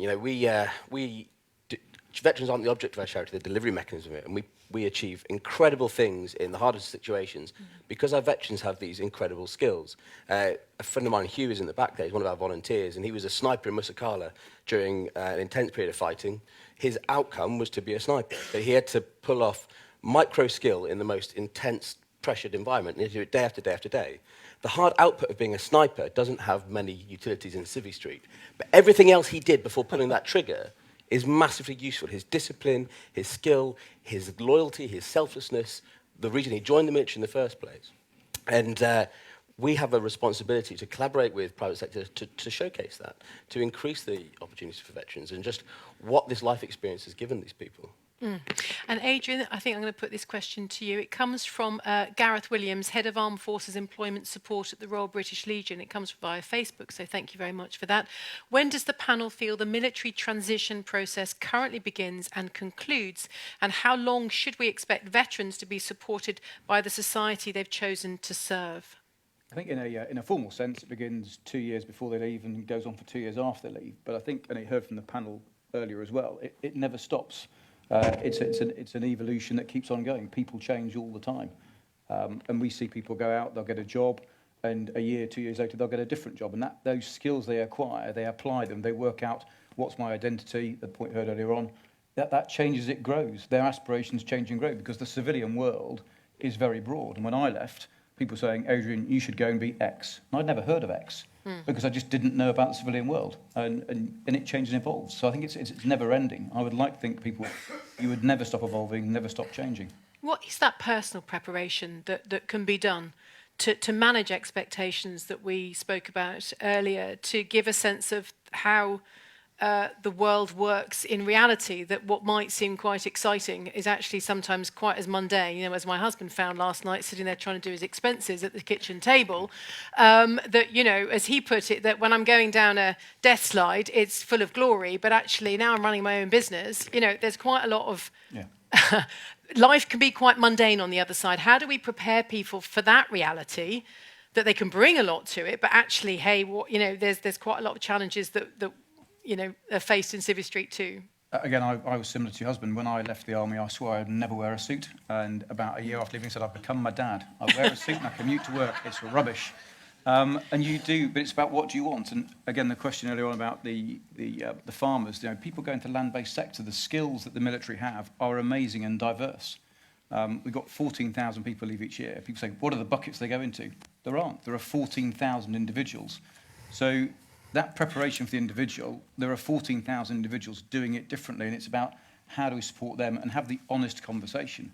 And to me, a lot of it's about the honest conversation between themselves, their peers, their civilian friends, if they have any, and if they don't need to get some, and they will soon get some. But it is, and it's changing. Honest conversations. Yeah, Matt, you've been doing, sorry to interrupt, but Matt, you've been doing some research on this, and again, looking at the, I guess, potential barriers, and I hate looking at barriers, because that for me is, we want to overcome hurdles, but what is your research telling you about how we can be more effective? Well, to start with, it's worthwhile saying that I'm a social scientist. I'm very passionate about how we take research and use it to inform and to improve things like transition for our military colleagues. At the moment, part of the big debate really is about what do we measure and how do we measure it and how do we measure it effectively and how do we use that evidence to really inform improvement in services. And I'm really pleased that the MOD are starting to really think about what can we do to really understand the needs of not only our currently serving personnel but their families as well, so that we can then use that to inform the debate around transition and, the through life experiences and the work that David and his colleagues are doing with the OVA and our military charity colleagues are doing as well. So, and this goes back, I think, to the earlier panel discussion. I think it's really, really important that what we don't do is look at anecdote and use that as a way of driving policy and driving practice, but really to be a lot more nuanced in the way that we take the data that we have and to take the stories and the narratives that we have and we use them to really improve people's lives. So, a lot of the work that we do is around looking at things like well-being, for instance, and thinking about what is well-being, what's the construction of it, how do you use that in a way to inform better policy and better practice. And that applies to everybody, to every company, for everyone. This isn't just a military thing, but the military acts as a very nice sort of sample of convenience that we can use to help to inform, I think, a far more broader debate in sort of UK PLC about actually what does it mean to have good well-being. And I think that working with the military is a very, very useful and very good organisation to work with, who clearly are using this as really thinking about this in terms of how they hold on to their personnel, retention, how they can recruit people by improving well-being, and hopefully how to give people a better transition. Can I just add one thing on when transition starts? Because we've tried to make it start much earlier in the Armed Forces career now. So we talk about through life career development. And previously we'd had a problem about translating military skills into civilian ones, whereas we're the bigger employer of apprentices in the UK. So now we start that journey much sooner in telling people when they getting a specific military qualification, how that translates to the civilian world. And not just the techie ones, but we touched on earlier the leadership, the behaviours, the team building. So building that narrative much sooner in somebody's career. Okay, well, I want to come to the floor, and I really do, but I just want, because we've got some really good ones coming in, and Chris, you might want to pick up on this between the two of you. How can generic green soldiering skills be marketed to civvy employers? Let's put that to you, Chris. And then also just coming back, how is the MOD leading the way on helping those leaving describe then those transferable skills and experiences? And then I want to come to everybody. And also, can I just ask, I love, because I'm learning a lot, and it does help to share, but can we have questions for our panel? We've got wonderful wealth of expertise, so can we have specific questions, if you will, rather than just those statements, which, brilliant though they are, we just probably want to make as most of our panel while we have you. Bit of a mix is what I'm saying. So on the green skills piece, I think the first point I'd make, Kate, is that let's not beat around the bush. The people that we're talking about here have got a tremendous level of skill. Many of the people that we're talking about are really special individuals. They have got so much to bring. So on one hand, we can talk about technical skills, and I gave an example earlier about how you can bring those in and they're directly relatable. You can get those people busy straight away, and guess what? They're making you money. Or you can target those softer skills that people have got and bring, be it leadership, management skills, that side of things, life experience, empathy, emotional intelligence, all of those types of skills, and bring those into the workplace. And actually, based on my limited experience, you can teach the technical skills pretty quickly. All of that other stuff that comes with a wealth of experience and real life things, you can't. And some of our previous research has touched on the skills gap that we know is coming. We know our organisations are digitising, they're automating, and machines will do a lot of the stuff for us. But guess what? We have still got people in our organisations, and those people need people. And those people that come from the military will bring all of those things that I just referenced. And I think it's not the technical stuff, it's the other stuff, Kate, that I think we should absolutely major on, because we can teach the technical stuff when they arrive. You're absolutely right, and we're going to focus on this in the next panel, because machines don't do empathy, and that's where we're going to win. I had a thought there, but I want to come across. Mentoring. Yeah. Question here about, and I'm passionate about mentoring, which is why I'd like to bring in UK PLC can offer the substantial expertise and experience of its employees by encouraging them to mentor service leavers. So who wants to pick that? And Helen, that question to you as well on the MOD question. But can you, Yeah, the mentoring works really well. I think the mentoring's got a bad name, and it was seen as you mentor someone who's vulnerable, and that was the way it was done. I think that's a shame, because actually peer-to-peer mentoring is really, really powerful. Yeah. And you see it having a profound effect on people, and that's stickability, and where do I want to go next? I've left the service, fantastic, now what's next? Where are you going to move to? It's really, really powerful. If I can, just on I think a lot of the things we've talked about so far on this discussion are don't underestimate, I feel they're important, but so much of it is very transactional. What skills have you got? How do you transfer those into something a civilian understands? Doesn't it have to be, though, in practical terms? Well, it's got to be to start with. Yeah, yes. I think the bit that I don't think we're focusing enough attention on is more the transformational stuff. And the transformational stuff for me is, and I look back to as I left, and I hadn't done any of this either, it was a case of you have been identified for so many years by what you are, by the uniform you wear, the rank you've got in the chest, the organisation you belong to. You're part of that tribe. But who, when you take that uniform off, who is underneath? Because it's the person who's underneath who is going to go into civilian life and succeed, And if you haven't the faintest idea who it is underneath, then you're really going to struggle for a period Was of it time. Alice that brought that? But did you bring that? You brought that point up a little early on. Yeah. Yeah, completely. And that's Okay, where how I do you think you get can link that to the then? mentoring. That takes a lot of sort of insight. But I don't think you need to awareness. do it alone. And I think it's somewhere during your service or during your transition period, a bit of effort, a bit of professional support in helping you explore some of that. Now, I don't think for a second you're going to get 100% the answer, because I suspect most people in this room haven't really worked that out yet either. Yeah. There are doubts in all of our minds. But actually, if you're fundamentally shifting your entire life, your whole identity is about to change. Yeah. Who are you when you take the uniform off? Yes. And then I am going to come, I promise. But I think that's a fundamental question. Just to link that back to the mentoring as well, and I had a conversation with Colonel Andy Deans' team and about this longer transition in service. And the dual aspect of mentoring is that if you're mentoring service people earlier in their career, you can also gain from the mentoring organisations. So I've seen in the commercial organisation that I've joined instances where senior leaders, vice presidents, so our senior exec team, would really benefit even from a corporal coming in and telling them how to do some stuff. So actually that joint relationship from much earlier in the career could help bridge that. Absolutely. Questions coming in. Adrian, there's a few for you. How effective do you think the current CTP offering is? What do you think needs most improvement? I'm guessing that's quite an interesting question, judging by the chuckles. Go on, do you want to take that one? Yeah, and in terms of, it depends on how you measure it. The measurements that are put against the CTP are it's very effective. 93% of service leavers who want a job at the 6-month point of discharge have a job.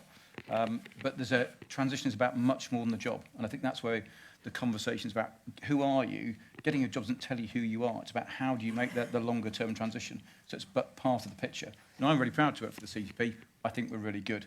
But yes, we can and are seeking to do more. But it's only part of the picture. Who wanted to come back on that? Do you want to come back on that particular question? Go on then. Let's bring it to the... So here, and then... Yeah. Hello, it's Ashley. I'm the Armed Forces Champion for BCW Manufacturing Group in Burnley. And I'm born in Southport and made in the Royal Navy, without a doubt. Get in. But my service is a long time ago. I'm currently pushing advocacy across East Lancashire, and we're working really closely with 4 Lancs, our local regiment. So we're trying to bring them in. We just had 63 of our staff through team building.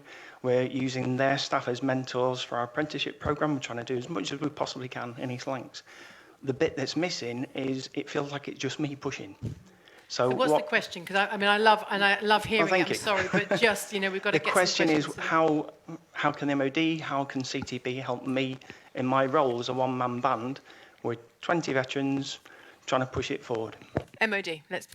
So we publish a lot of good practice out there, and we really encourage those companies to go to the website, the armedforces.covenant.gov.uk website, Google it, and there's a whole wealth of support out there for employers about best practice. So use some of the tools that are already published, but we want companies to do it their way, that's right for their location, geographical location, and their particular trade. So it's going to differ a bit, but take that as a framework. Actually, would you like a chat with Helen over a cup of tea? It's done. Okay, they're going to be joined up. Helen, sorry, you've got to stay for that one, I'm afraid. Okay, gentleman in the green and at the back, and then I'll come down again. Hi, mine was a question for Adrian. We've currently been discussing individuals getting out of the military and their transition, but do you think more could be being done for employers understanding the resettlement process and how early they can fit into that process, what they can be doing to understand it and sort of pick up these skill sets that are on offer? What's your experience? Do you think they do understand it? I'm obviously an ex-service leaver myself. I don't think employers engage early enough in the situation. I'm also trying to promote that within my current role at IT Lab, who are a managed service provider. And there's not a lot of information on how we can sort of explore that and how we can fit into the resettlement process, even though it's something that they want to explore. The answer to the question is, I think, yes, we are. We're putting a lot of effort. We've got an employer engagement team. In fact, James, where's James Moore? Turn around, the guy with his hand up, if you can have a cup of coffee with him. Marvellous. Let's link people up today, because this is what today's about as well, so please do. He runs the CTP's employer engagement team across the UK, and we're spending a lot of time and effort engaging and demonstrating the military talent that the services have. And it's talent that's coming out. It's not a CSR thing, it's talent. But couple of conversations had beforehand, businesses learn off each other. You know, that peer-to-peer learning, you look at what BT are doing, what Deloitte are doing, Amazon to go but on, you know, Wigan Council. That bit, here's how we're doing it, here's what we've learned, here's what best looks like for our kind of business. How do you then go and do it for your kind of business? And the two bits fit together, and there is no one size fits all. There's also a reality, there are only 14,000 service leavers. By the time you spread that across the UK, there's not a massive pool. The bigger problem that we have in the CTP is the lack of service leavers. I wish the military was twice the size. It would make my life a lot easier because I've got employers who've got really fantastic opportunities and they want military talent. Yeah, I mean, if I don't mind me making a comment, Adrian, I mean, one of the big challenges is what does success look like? And I mean, at the moment, we are quite sort of binary in looking at success. You're in a job, you're not in a job. I mean, there are elements that we need to consider in terms of not only work, but other sort of elements of well-being as well. Things like, you know, how are you functioning within your role? What's your satisfaction with your employment status as well, which are slightly harder to measure, although not impossible. I mean, we've got tools to do that. And I think it's important that we look at this in a more nuanced way. Otherwise, what we end up with is a set of figures that don't really mean that much. We know that people have got a job, but actually they might all be miserable. And in which case, that's... Welcome to the real world. Well, I'm sure you're not miserable in your job. I'm certainly not miserable in my job. But I mean, I'm just kidding. Go on. But it's not kidding you. She's not, yeah. Well, you are miserable. Oh, well, not paying enough. Yes, so it's. Sorry, I'm just throwing you on through there. But it's really, really important that we actually understand those more nuanced areas as well, as opposed to in job, out of job. Yeah, I get it. I hear you. Gentleman at the back's been waiting very patiently. Yeah. Sure. Oh, sorry. Right at the back, and then I'll come down. With your microphone on after you've waited all this time. Might not be working. Yeah, the comments from David and Alice in particular really resonated about identity, not least of all because I'm on the cusp of leaving at the moment. And to reassure Adrian, the CTP and the OA have done a great job in terms of opening my gaze to what is out there and forcing me to reflect internally on what I've done. But I think they can only take you so far, and it's an intensely personal process. You know, people leave for different reasons at different stages and have different aspirations, and you have to go through the pain of working out what it is that you want to do. So for me, the things that wider UK PLC can do is, first of all, coming to these things. Secondly, providing a point of contact that at least understands the military, if not being ex-military themselves. So create a peer-to-peer link within a... I think that helps just demystify civilian employment when you come in, to help you start speaking the right language. And then thirdly, perhaps, offering visits. I mean, when we all join the military, we look around at the sort of regiments or corps we want to get into, and we're not just coming for a job. We're coming to try and join an organisation that has a culture we can identify with and get into a role where we can add value. So, but starting from, if you know what you want from you, then that's going to help. But I hear you with that exactly. peer-to-peer. It's very powerful. So my question is, because all that costs money, right? It costs money for employees to offer these things. So how do we in the MOD, how do we incentivise that process? Not just for the bigger corporates, but for the sorts of firms all over the country that might be able to pick up military talent. How do we incentivise them to invest that money? Wouldn't that just also come under good HR?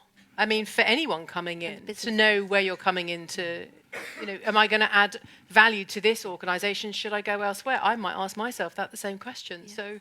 Yeah, I think it is back to making the business case about why you employ veterans. That's why businesses need to invest in then being attractive to veterans about what they can offer. Mentoring programs, the peer-to-peer, are all things that help aid that transition in. Little practical things. Lose the acronyms. Yeah, I would just. I mean, I'm not joking about that either. I mean, that's some of the feedback that I've got. That people come in, I just don't understand what you're saying. Yeah. And it's kind of little things. You go, okay, I'm now in a different world. Yes. I know it's happening already, but I think there is a bigger opportunity for us through the life cycle of one's service for the MOD and industry to collaborate and allow the flow of experience to go to and from both organisations on a more frequent basis. And so there should be a programme of activity that allows that to happen, not onesie-twosies, but on a scale.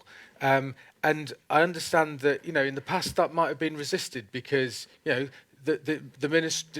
MOD spends a lot of money on training people, and when it trains people and then exposes them to commercial life, there is a risk, as there is in our own world, of people leaving and wanting to do something different.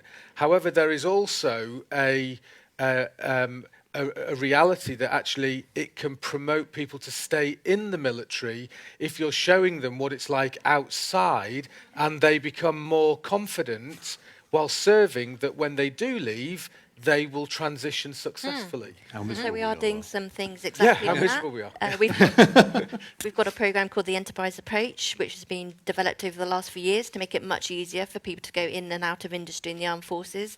And we're also looking at modernising terms and conditions for regular and reserve forces to make it much easier for them to come in and out between industry and the armed forces. What period is that? Because it's literally going crazy on here. So thank you everyone who's watching, but I want to get as many questions in. I'm not going to ask this, but just on that transition period, there are questions saying, can we make that longer? So it is. The Career Transition Partnership may be 2 years, but actually your 3 career development starts almost, people say, from the day you join. It's not quite that soon, but it is really early in your basic training. And then the Defence Transition Service is for as long as people need it. Okay. And gentleman waiting here. Yep. I would just like to say the question here is how can UK PLC, sorry, my name's Sean Taylor, and I'm coming from the City Veterans Network, which is a network of about 65 firms, about 3,500 veterans in it, because by the numbers you put out today, Financial Service District, which we're not the most popular in the world, but actually seems to employ around 8% per annum of service leavers. There are some great examples in there. Barclays have got over 500 veterans that have gone through their Vets Hub program. JP Morgan, Bank of America, Why the Goldman, etc. success? What they doing right? The success is because actually they've dropped their egos, they talk together, and they have a collaborative approach. So if somebody goes to a day at Bank of America and they're not going to it's just not suited, they don't have the right job, then the group gets together and says, hey, you might want to go and try Investec, you might want to go and try UBS. And where does that come from? Where did that begin, that sort of collective Well, it began thought? actually with great support from the OA, the CTP, the RFEA. Because don't forget, this isn't just an officer sport anymore. This is all ranks. And I've not heard RFEA mentioned at all today. So we need to make sure it's all ranks and it's all service. And I just was reminded that wasn't in my era, the RAF was you start to leave the day you join, because the RAF is an example of the training and development process from day one to prepare you for the day you leave. Question for you and for our panel, if you haven't already got one, but should we introduce league tables that show the number of former service personnel companies employ? Then it would become a bit competitive, but I think you could do that by sector and by segment, and then find out if that segment would want that published. Because some firms, we mustn't forget that 65% of the UK companies employ less than 25 people. That's why the gentleman from the Federation of Small Business was critical to this meeting today. The big firms, yes, can do more, but we need to encourage small business. What I want to say from government and from the gentleman and lady on the panel is that there's got to be an ego breakdown, and people have got to take, how are you going to do that to get the sectors and segments talking to each other? David, I'm sorry it's a bit of a loaded question towards you, because I know that the OVA is going to be working on this in the year come up. Can I put that to you and to Richard as well? Because I think charity, the third sector, also needs to talk a lot more, in my experience. So just David. Yeah, I think it's actually the heart of what the OVA is set up to do. I think the creation of the Office for Veterans Affairs was, as far as I'm concerned, a statement of intent that the status quo as it is, while it's not all bad by any stretch of the imagination, there's a lot of really good stuff going on, suggested that something has to change. And we've got a really good document. But I had nothing to do with it, I hasten to add. But the strategy for veterans, I think, is a really good start point. I think we've got a cracking vision to make the UK the best country in the world to be a veteran. If you're going to have a vision, that's the vision you want to have. It's aspirational, it's short, you can remember it, all of which are really useful. I think what we need to do now, and this is coming to the point, is, and we're about to set off in this work, is to describe that vision. Not set about delivering the best country in the world, yet, though some of that's in train. Describe it. So when we arrive at it, we know what it looks like. We recognise it. When you appear as a veteran in 2028, or whatever year it is, what was your experience like? How did you transition? What was your relationship as you left? Did you understand what you were getting into? How did the private sector work with the charity sector, work with government? Was academia in all of this? What was the role of the OVA? What did it feel like as you left? Was a lot of the uncertainty taken away? What was your experience in the round? Can we describe that in a big tent way? Start with the OVA beginning to put some bones together and then increasingly involve people in that sort of ecosystem to help us really flesh that out.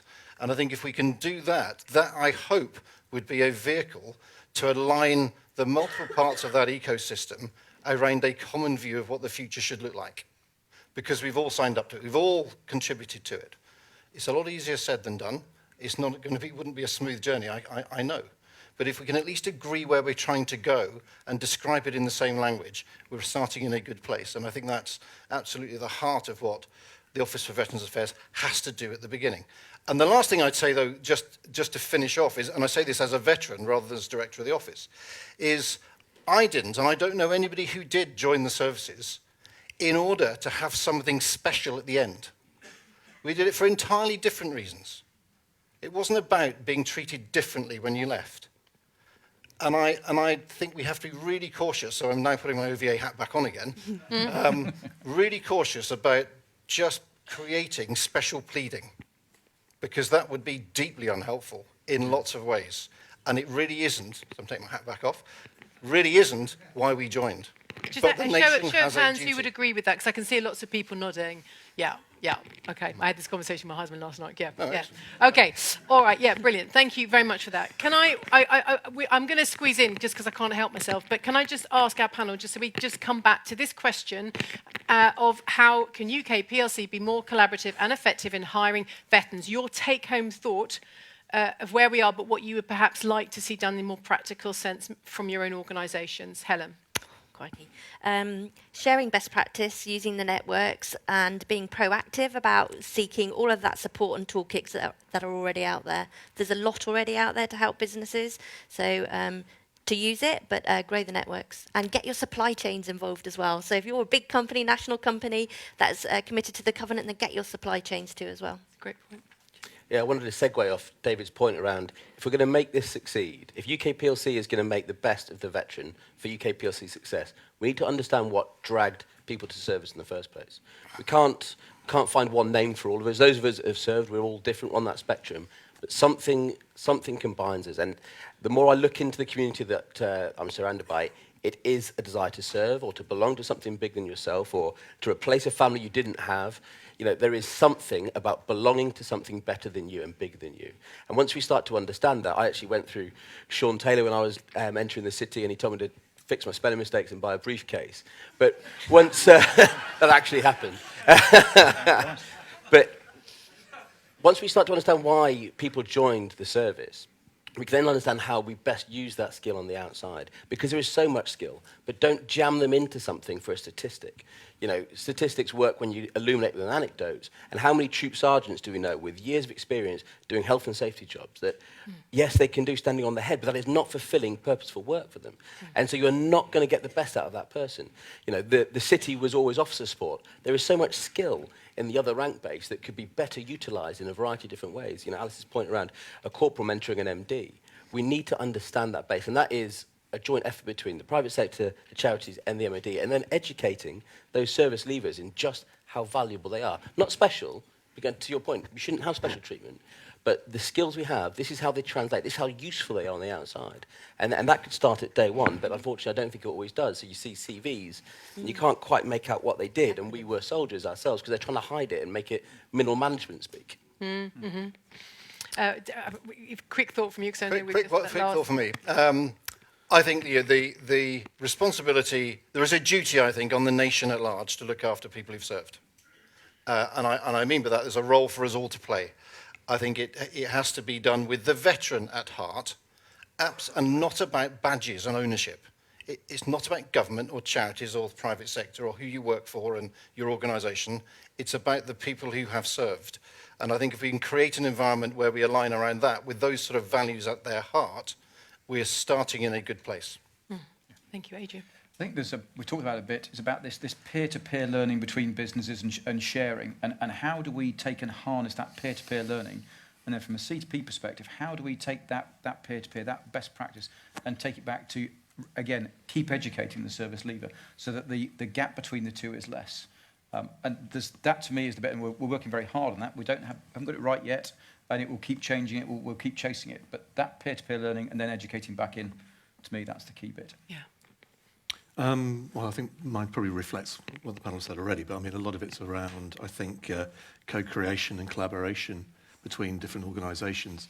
But importantly, I think it harks back to what a gentleman said earlier on about putting your egos back in the box so that we're actually all sharing intelligence, we're sharing data, we're learning from each other, and we can move forward that way, I think. I think there's too many people holding on to stuff still. I mean, a lot has been said, Kate. I want to make sure that people continue to focus on the commercial imperative and the commercial benefit of hiring service leavers.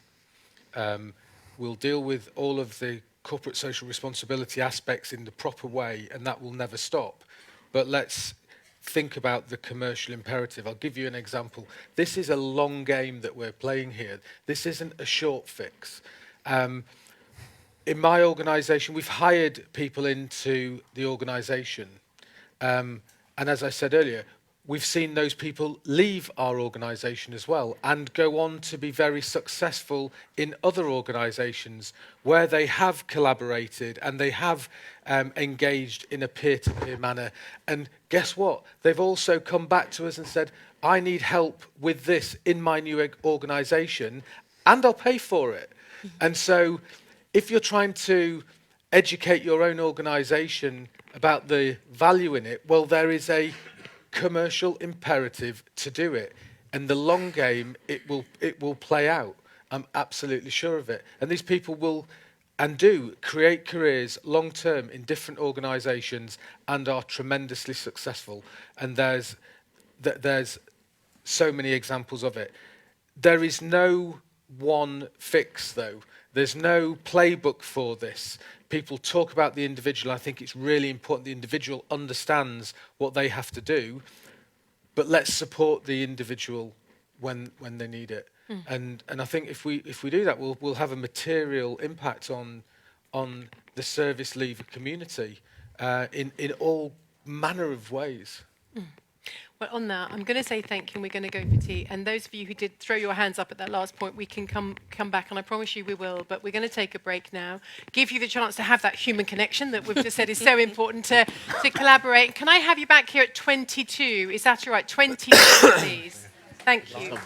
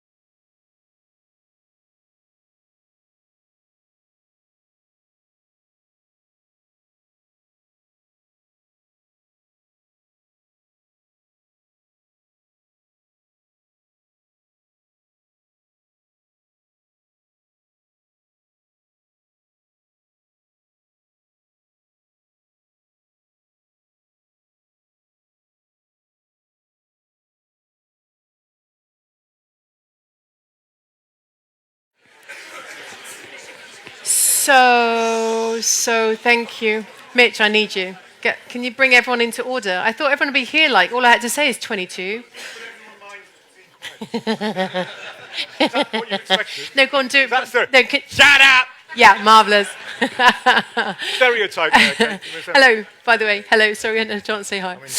Thank you so much. And we were just saying, Chris and I, just brilliant buzz and a wonderful energy. And thank you so much for being so engaging with such thoughtful questions. And long may it continue while we all have each other. So we've got our last panel now. Quick question to put to you. Chris mentioned the Veterans Work Report, highlighting those skills gaps in strategic management, managing and motivating staff, team working, positive attitude and listening skills. Of course, these are all areas, as we know, where veterans, former servicemen and women perform well.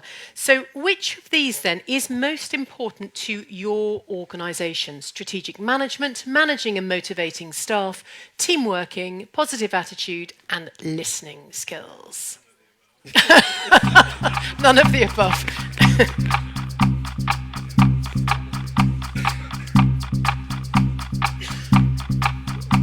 Yeah, I mean, it's a bit of a trick one, really, because I kind of get all of it. So team working, which is, precisely what we might expect and precisely the skill set that our veterans will have. So, okay, well, we'll put that to our panel now, but let's just introduce them first. We have Future of Work expert Will Gosling, Deloitte, CEO Oz Alache from CybSafe, CEO Sophie Corriton, The Room Service, General Mitch Mitchell, Mitch, DCDC, and Sabi Gill, MD, Sage UK. So thank you very much for joining us. Let's just pick up then on the key themes that we're going to look at now then in terms of the future of work and the role veterans can play. We spoke a little bit about what the future is going to look like from a tech perspective, and that we're going to need more soft skills and the empathy and the ability to work in teams. So perhaps we can pick up on some of those themes. Let's start with Oz. And give us your thoughts then on where we are and where the workplace is going to take us and what veterans can bring to the party. Yeah, thank you. I think it's a really incredible opportunity for us to talk now, not just about how work is changing or how the workplace is changing, but how veterans play their part in that.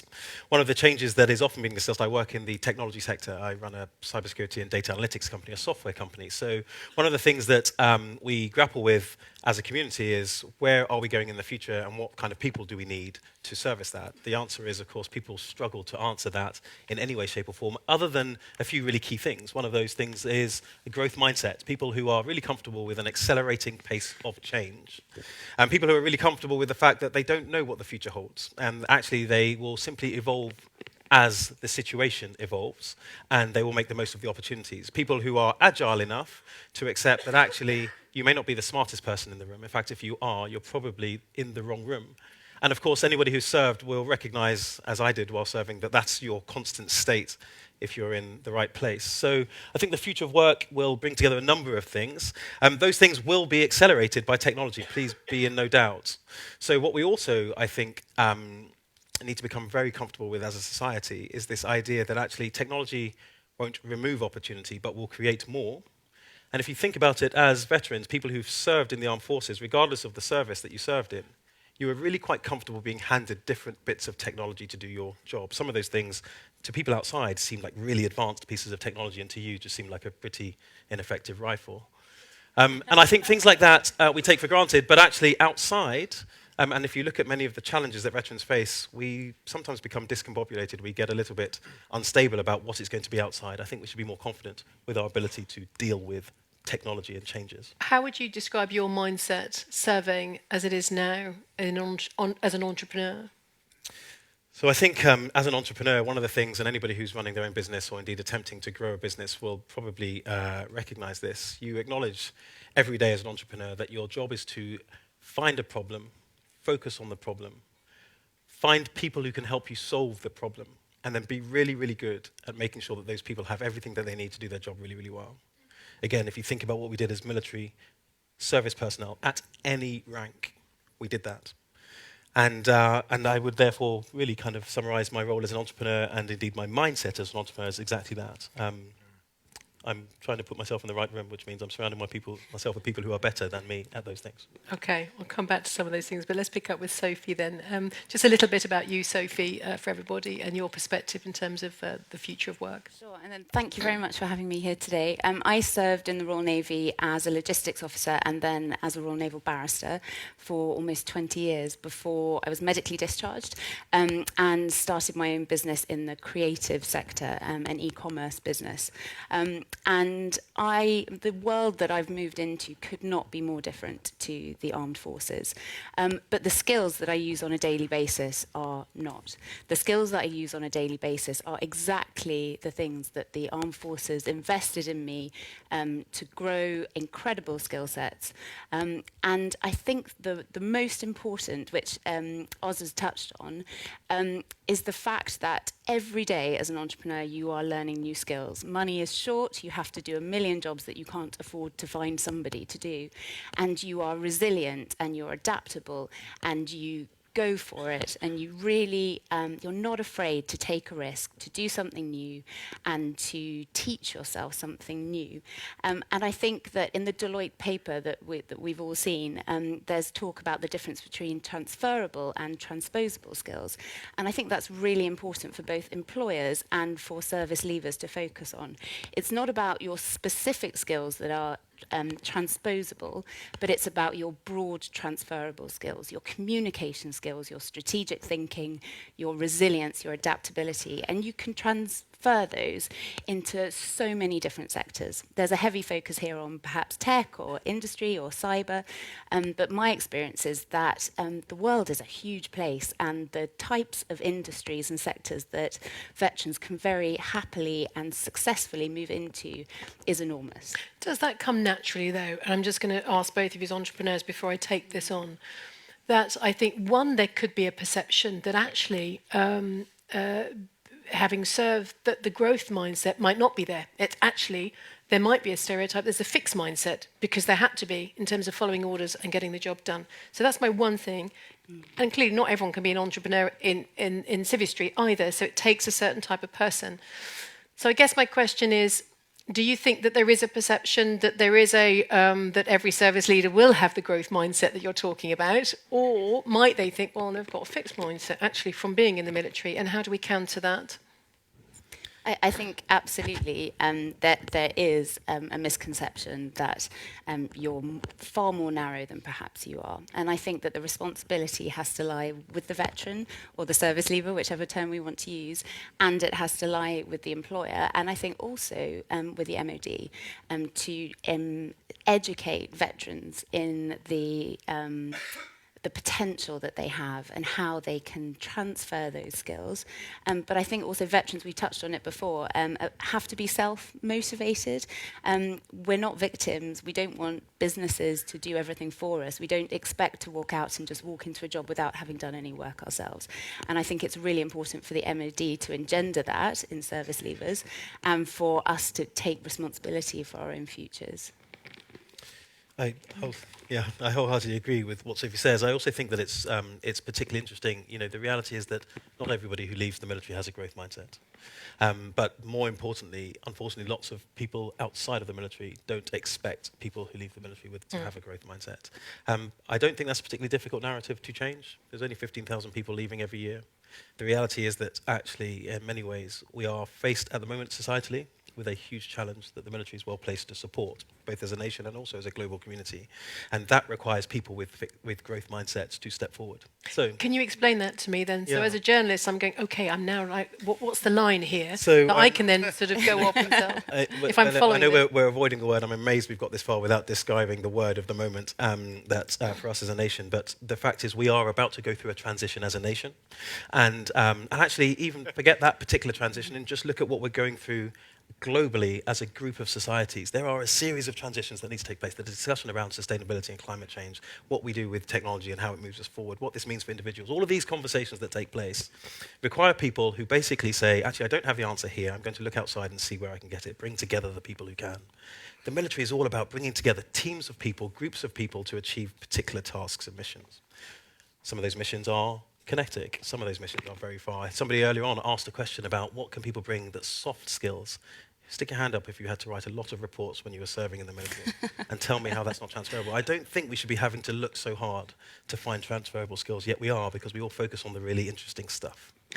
So that's what I'm... Thank you. And let's bring the rest of... So Sabi, with you then. Sage, how many former servicemen and women are you employing? And when we talk about mindset, what does spring to mind when you think of service personnel? Yeah, look, the most important thing for us is absolutely the stuff that Oz and Sophie have been talking about, which is around having a mindset. But it's about having a positive mindset. Sometimes, we refer to people, especially veterans, coming out with we've almost siloed them in relation to what type of skills that they have. But every single one of those skills is absolutely transferable. And when you look at the report that talked about the top 25 skills that businesses are looking for, then it was then talking about how veterans, when you benchmark them against non-veterans or non-personnel, that they were always coming in a lot less, and there was a bigger gap in relation to the skill set that they had compared to somebody who didn't serve. The interesting thing for us, managing a FTSE 100 software company, is that skill set is absolutely there. It's just that it just hasn't come out. It didn't come out in the CV because there's no requirement for anybody to say that I'm actually, I was a veteran.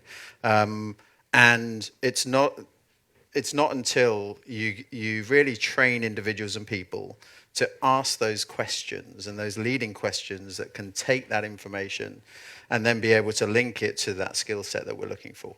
And I think that today is one of the biggest reasons why people come in with a negative mindset, because they look at it and say, well, I can't do that skill because that's not worded the way that I believe I can do that. But it's not until you then start talking to them about the situations that they've been in, about the skills that they currently have. Going back to one of the pieces in there was specifically around situational leadership and critical thinking. Absolutely, there isn't a 13% gap between a serving veteran and any other individual that I would bring in who wasn't serving. So I think there's that mindset for us as business leaders is something that we've got to change. Okay, layperson's question for Mitch. As you're talking, Sabi, I'm thinking, okay, I'm a Marine, which clearly I'm not, but let's say I was my husband, okay, not officer, just young Marine. Is there a standardised A4 bit of paper with my skills when I'm leaving? Is that what happens? If I'm going to leave and I'm a young Marine and I've got all this amazing experience, but actually, because everything we've heard, I haven't identified that myself, could I be given, or am I given currently, an A4 bit of paper going, you are, all the skills that we've discussed, just so it's there, so I can just literally hand that to someone. Because what I'm sensing is this gap between I'm expected to be able to sell myself, which I'm not used to doing, and I've got all these skills, which actually, in the whole lived experience of my time in the military, I haven't sat there going, right, I've got that, I've got that, I've got that. But if someone handed it to me just as I was about to start transitioning to leave, I'm like, oof, that's me. It doesn't have to be sort of you got an A in this or a B in this. It just has to be, this is what you have achieved in your time in the military. And that everybody understands. I understand it as a young Marine. You understand it when I'm coming into the workplace. Does that happen? Does that happen? So as a layman... Yes? Does it happen? Yeah. Sorry, Mitch. It drives the importance of personal development. This has been made before this afternoon. I think understanding self, finding the next job is not a template solution. It's not, but it's a great place to start. If I'm a young Marine and I'm a bit all at sea, sorry, literally though, because my husband sees them and he has to sit with them and kind of go, because he can identify for them with them. But he's like, why does that not? And it just struck me that if we had a template. Can I just round on that? I work in placing a lot of ex-forces servicemen and women And it's a fascinating area. I spend a lot of time poring over CVs and skill sets. It is very tempting to organically write down, you're a good project manager, you're good at stakeholder relationships, you're good at communications. Don't have to say you're good, just that you've done it. I've got it. Yeah. But the critical bit is providing self-confidence, the mentoring support that they need so that they can realise for themselves what they are genuinely good at. Okay. I think that's really, really important. If it's one thing that I'd love Defence to invest more time in, is personal development. We'll come back to that because this is what this is all about. But Mitch, I asked you the question, and yeah, go on. I'm a real layman, 6 months out from my own journey to being an ex-REAM, which isn't a sapper, but it's a Royal Electrical and Mechanical Engineer. So that's how I'm identifying myself. And I play to Alison's point about, have we really stripped back who we are and who can help us with that? I think that's as difficult if you're a 4-star general as if you're a Marine. I really do. Don't think that is a rank issue. And I would argue, in fact, your mindset as a senior officer is a little arrogant about that jump to strip your identity back. The biggest problem, though, once we help with that, and I'm sure there is help because you don't get that, you do get help with CV. And if you're thinking about your CV, it is stripping yourself back. It's cathartic, but that is perhaps more easy for me after 36 years than a young Marine at 4 years. But the challenge I'm finding is saying I, not we. And that's where I'm struggling at the moment, because I keep saying we, and they don't want to know about we, and yet that's what we're built on, and that's what good businesses are built on. So who helps you with that? Myself. And going through, so I applied for my first job, and I had my first interview last week since I was 15 and a half. How was that? Well, I passed that one and I failed this one. The point is, I think you've got to do it. There's always got to be a bit of you've got to help yourself with good role models and mentors, which I think is actually more important than the process. If the process has more mentorships at the right level, I think that would help more. But ultimately, and I think it's a slight sadness, but you've got to go through that loop of saying I a little more than we, or you might not get through the door. Okay, oh, sorry, you wanted to say? I was just going to say then, and of course there was somebody up here earlier on from the CTP. I think the fact is some people have amazing experiences through the CTP and some people have slightly less so, but there is a lot of help. There is help helping people translate their experiences and their roles and their skills to a language that will be understood outside. It's not necessarily as consistent across the service-leaving community that I think we would wish to see, but that is improving over time. I guess that's what I'm getting at. Is sometimes when there is a lot of information and everybody is different, actually just to try and standardise it in some way for all the failings that is, it just gives me something tangible to kind of just remind myself, so that when the mentor steps in or when somebody asks me about myself, I can just kind of go, actually, yeah, because that does help with confidence. If you haven't got even that, you've got a blank bit of paper, you're like, God, what am I? Who am I? But that's just the way my brain works. But Will, let's bring you in at this point. In terms of summarising those key future trends, let's focus back on what skills are going to be required in that future workplace. Yeah, thanks, Kate. Thank you, everybody, for having me here today. I feel a little qualified to be here in such a great room. But let me maybe just talk a little bit about the trends, some of the things that are driving the future of work, and what do we mean when we talk about the future of work. So there's a lot of, I think, confusion about what the future of work is and a lot of different definitions, etc. And I'll talk about how we think about it at Deloitte and how we kind of approach it, and hopefully that'll be a bit helpful. So I'm sure you've talked about some of this today already, but there's two kind of macro things that are sort of disrupting work and the future of work at the moment. One is clearly technology, but it's cyber, data, the data tsunami, it's mobile, it's cloud, it's the vast computing power that exists, that is absolutely turning business models upside down. But also demographic disruption as well. So 5 generations in the workplace. People living longer, a lot longer. Children born today are very, very likely to live to well over 100. And big also forces like migration happening as well. This kind of so these two things coming together are really kind of changing work. And when we think about future work, we think about 3 things. We think about how work is done or how work will be done. So what role is technology going to play? Technology is going to and is already disrupting or changing every job. Pretty much every job, some to a great degree, some to a lesser degree, but it's happening. We're actually pretty positive about that. It's actually we think technology is a force for good. Automation of routine, low value activity is actually probably going to be a very positive thing because it should free up a lot of capacity and more interesting work, which I'll come back to. But it's not just technology; it's about also new ways of accessing talent, so different talent pools, different talent models. 40% of the US workforce this year is actually on some kind of contingent basis. Gig work, part-time, flexible, crowdsource, whatever it might be. 40% of the US workforce is on a contingent basis. So people, what work really means, 9 to 5, that whole kind of thing is just kind of disappearing. And then also businesses, how do they deliver what they do is changing because they're having to do it with partners, right? So the ecosystem evolving. A customer can also be a go-to-market partner, can also be a supplier. We ourselves find ourselves very much in that situation with a number of our clients. So that's kind of how work is kind of done, how it gets done is the sort of first piece. Second is how work is organised. I think this is quite interesting as well in sort of the servicemen and women world. So, moving from 20th century hierarchical perspective into a much more flatter hierarchies. So networks of teams coming together for missions or whatever you might want to call them, but coming together, delivering something and then disbanding and moving on to the next thing. That we're seeing that.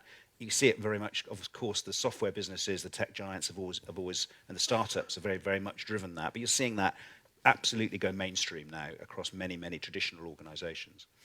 And then I talked a bit about I talked about automation freeing up jobs. That's actually creating, not only redesigning jobs. So redesigning jobs means you can slam jobs together and maybe cut some headcount. But actually, what you're actually doing there is just cost reduction, right?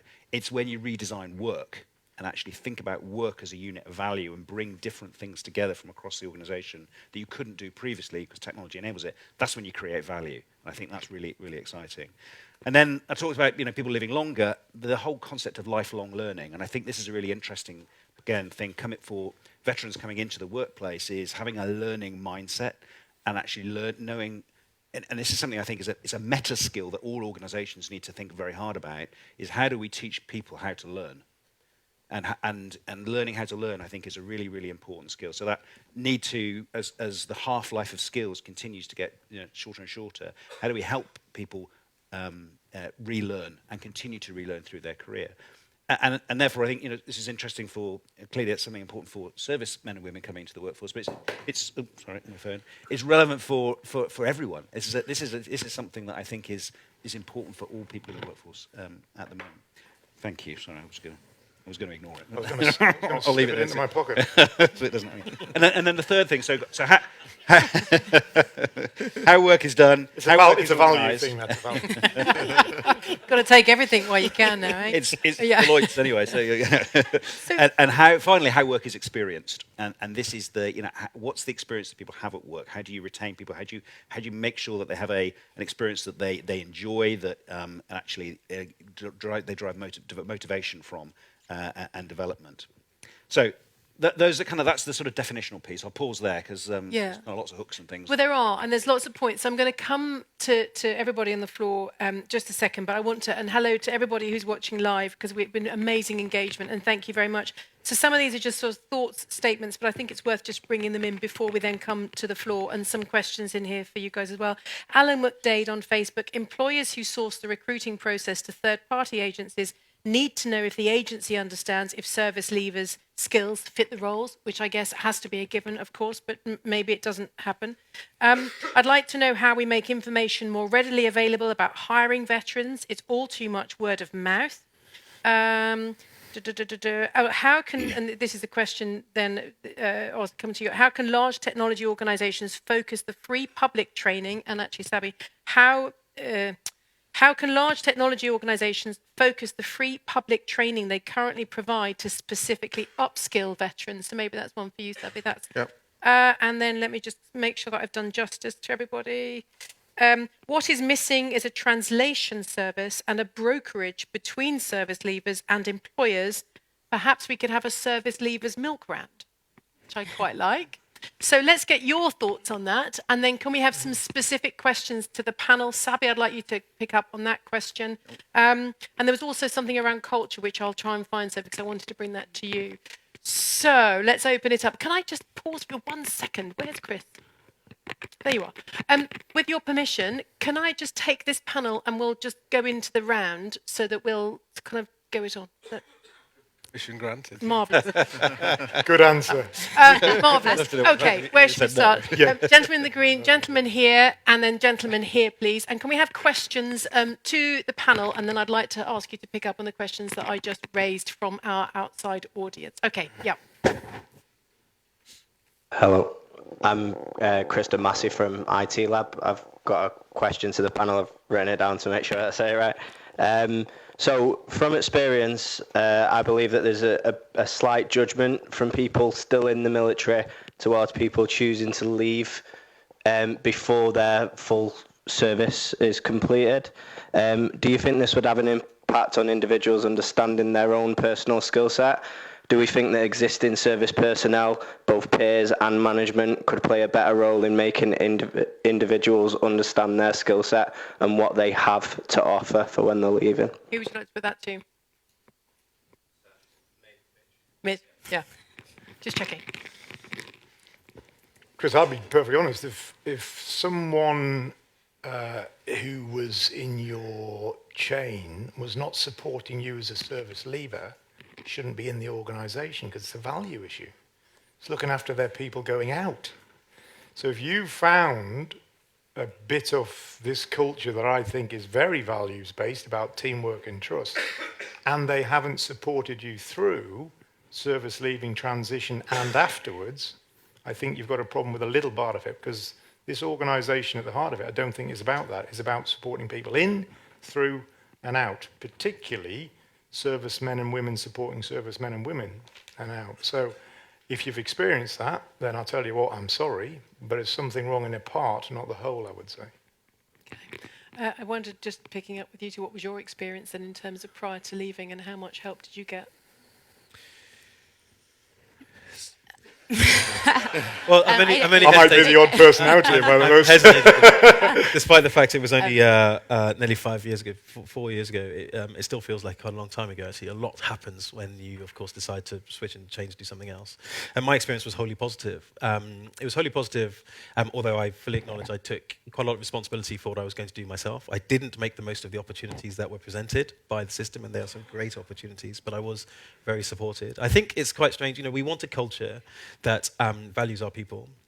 It is not surprising, given the level of banter, given the level of joking, and also given the level of the proximity and the way in which we intensely engage with each other while serving, that people might joke about you leaving one thing and going to the other. People are like that about moving your bed block, let alone leaving the military and going. So in that sense, I think we should differentiate between that way. The reality is that everybody's going to leave at some point.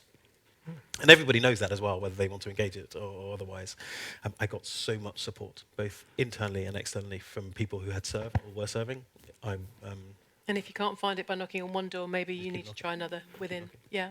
I was medically discharged, and I think for lots of people, that process can be frustrating and not feel particularly rewarding.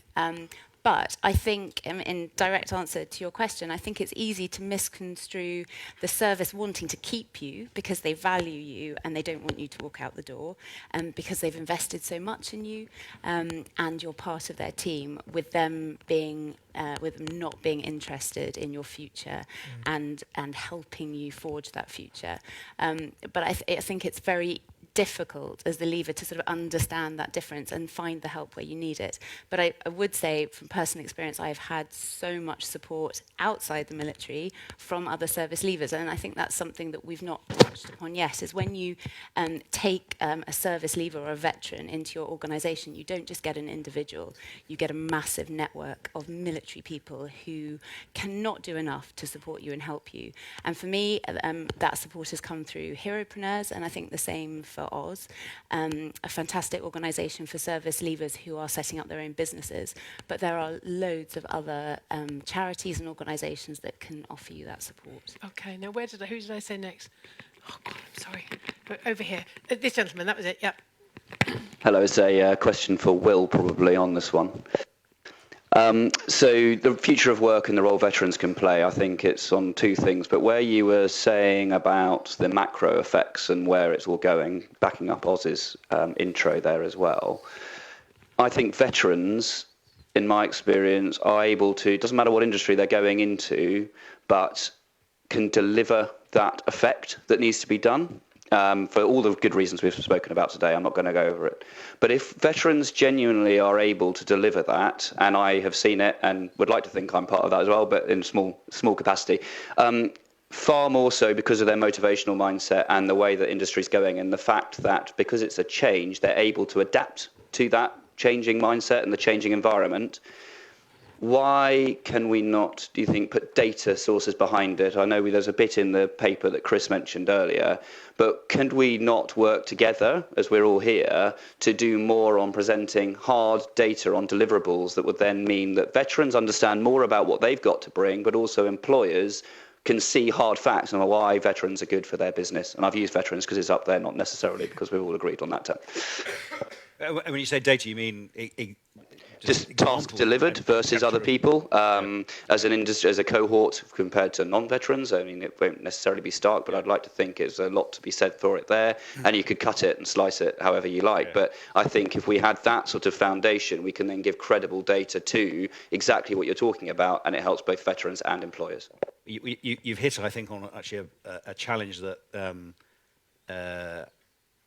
kind of businesses are facing full stop around workforce data and their ability to actually utilize the data that they have that's gather it, be able to interpret it and see what to do with it. And gathering it is we're only really coming into the space now where actually that it is possible to do that at scale. So I think what you described is actually a really interesting use case for workforce analytics, as I would call it in my world. And I think we really should do that. I think, and just give you my own personal experience. I mean, my day job is I lead our human capital consulting business in Deloitte, and we've got about 1,000 people. And I couldn't tell you the proportion, it's my own lack of data, right? But we have a really healthy proportion of veterans in that team, hugely successful in some of the things that we do, some of the sort of softer things that we do around sort of managing change, but also some of the harder things that we do, like driving program leadership, program management. And they're just the skills for me have been fantastic. And so I see it. I know it's there. I can't point at the data, but you give me a great idea, and I think that's a great. And it follows on from a point we're discussing. Chris, can I ask you to step up at this point, because we're into last minutes or whatever, and still got 15 minutes to go. But I wanted to open it up at this point, and I'd love to hold that thought and put it to Chris.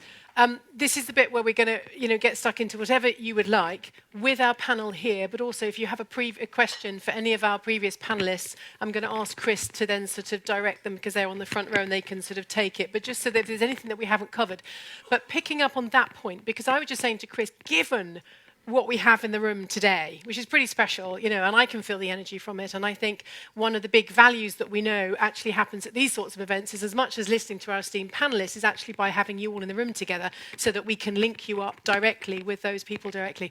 And I just said to Chris, could we not just, or not we, I'm far too busy with my own stuff, but with young offenders. But anyway, but what I'm thinking actually with my work with young offenders is actually we need an umbrella so that everybody can talk in a much more sort of direct way, because a lot of us want to do good, clearly, and do the right thing, but all too often, because we are, by nature of the way that we work in silos, today, could we charge Deloitte? Perhaps I should say I, but in finding a way of utilising what we have in the room and some of the answers and some of the solutions and the suggestions in a way that you could then take forward and get that data if it's possible, but at the very least create something. And with this amazing Facebook and the online community that we've had today, the engagement, so that something else comes out of today that you can take forward. not just the energy that's in the room, but actually using the stats and using the advice and the experience and linking people up so that if you've got someone who actually is really interested in tech or in e-commerce and setting up their own business, they now know that they can come to you directly. And I think that has to come from a sort of Deloitte perspective. Just a suggestion on my part, but I just trying to find a way of utilising what we have in the room. That's going to be for you to answer and maybe stick something up online that everyone can then, link up with in due course. I mean, that's a big question.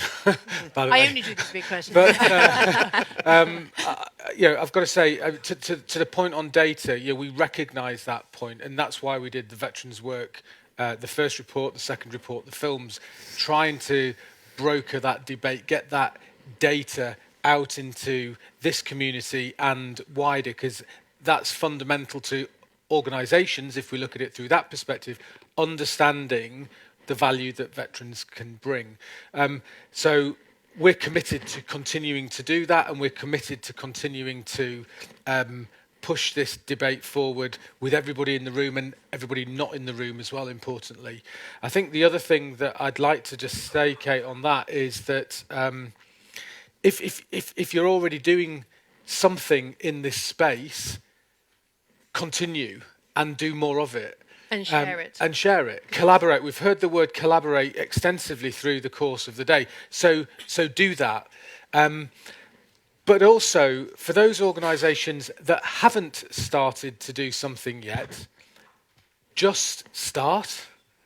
Don't try and think about what the big answer is. Just start. Just do one thing, then do the next thing. And if I look at our own journey as it relates to this topic, it started in 2012 and we started. Somebody said, what's the plan? I have no idea what the plan is, but I know we've got to start and we've got to keep going, and then let's evolve and learn. And then, 7 years, 8 years down the line, here we are today with this great group of people who I think are wanting to do the same thing. So again, it's like collaborate and do that. And if you're not doing something, just and remind start. ourselves of what's working. Okay, let's open it up then. I'm just going to do it up and down. Okay, so actually you've spoken. Would you mind if I can hold fire? Sorry. This gentleman here, I will come back. Yep. Very much. I think it's very interesting to see the future of work question on the board. And then in terms of the veterans that we've actually got on the stage, until Chris came on the stage, they're actually self-employed and entrepreneurs. My name's Martin Wing. I'm chairman of Ex-Forces Enterprise, and we focus on the transition of people into self-employment. So I know there's a lot that goes on in this space already. I was interested to hear what Oz and Sophie's individual stories were, because I don't think it's an issue that it just happens at the time of transition. There are so many people who try one particular role and it doesn't work, and then they want to try something else, and then they need to try something else. And that's all about everybody's individual journey. And we can't forget the fact that people are individuals and they will have their individual journey. Yeah. So I was just interested in Oz and Sophie and what their journey was. Okay, so in a nutshell, because I know these things never are, but... Yeah, in a nutshell, I'm an accidental entrepreneur, having left to join friends that I chose not to join when they were starting up their business, joining them 2 years later, and then realizing that there was a problem that nobody was solving that we wanted to focus on, focused in the cyber security and data analytics area. So my particular journey is, as I described, about trying to grow a team that can help solve this problem really, really quickly, at scale, and fundamentally change society in doing so. We're early stage at that journey, and we take help from wherever we can get it. Are you employing? Yes, so we have grown from 2 people 2.5 years ago, 12 people just over 14 months ago, and we're now 43 people, with another 3 people arriving next week, and then more. We raised $6 million US dollars in total on the journey. It's an incredible journey, but it's also one that we're really aware of the fact we have an opportunity and we have a responsibility. The opportunity is to fundamentally change the way society addresses cybersecurity. The opportunity is to build a tech company that espouses the values and the virtues, because it's not just about what we believe, it's about what we do, that we all have actually associated ourselves with by joining the armed forces. We deliberately don't employ all military people. but we deliberately look for military people to join the club. There you go. There's your man this afternoon. How long have you got after this? I have, as long as people need, but the reality is I'll probably be asking you for help rather than the way around. So yeah, really happy. Well, that's the way it goes. So great, thank you, and congratulations. Huge congratulations. Sophie? Big shoes to fill to follow on from. I'm a one-man band, really early days in my journey, and it's been exciting, terrifying, rewarding in equal measure. What I would say, which I think ties into what you're saying about people having very different experiences and learning as they go along, that as a veteran or a service leaver, the thing that I have missed the most, which I think is very important for employers to understand about people who've served in the armed forces, is being part of a team and that feeling of service and that feeling of being bigger than something than yourself. And I think whatever industry or job you're in, when you employ veterans, you need to tap into that motivation, into that desire to be bigger than yourself, because most veterans, I think, are not solely driven by perhaps commercial success or what are ostensibly the obvious measures of success. And in order to get the best out of those people, that is what I think you need to do and have an eye on. Yeah, it's having purpose, actually, for all of us, isn't it? When we have purpose, we tend to be happy. Yes? Does the change in the future of work, and particularly technological advances, lend themselves to certain things which veterans do, or particularly the spouse and the partners? Are there new ways in which they can work that plug into this new future? Who's that to? Anyone who's game. But probably not Mitch, actually, to spare him. Is that because I'm not game? Actually, I'll take that. So look, one of the things that Will was just referring to is how technology is going to be. It will be a disruption, right, going forward. Now, if you think of some of the things like automation, you think about AI, artificial intelligence. When we think about artificial intelligence, it's not about programming. That will happen by itself, and it will be more automated, and you won't need individuals who can code. What you need are individuals that have creativity, that have intellect, that have diversity, have different ways of thinking about problems and issues in order to address those things that you can then apply with things like AI, machine learning, and those sort of components. And that's where we strongly believe veterans play a significant role going forward. Because when you think about things like AI and machine learning, it's about having things like storytelling. It's about having empathy. It's about having a different way of looking at things and applying that technology, which is going to be a disruptor. And to us, that's where there's going to be a significant change in the way that people actually go about their jobs in future. And I think there's a huge component and a huge opportunity that is totally untapped. Okay, do you mind if I just I jump don't, in? because I've just been otherwise engaged. So please So carry on. So it won't be the spouse partner, but actually one of the reasons I'm here is because I try and run this thing called the Ministry of Defence's think tank, which tries to look at what future conflict and competition might look like.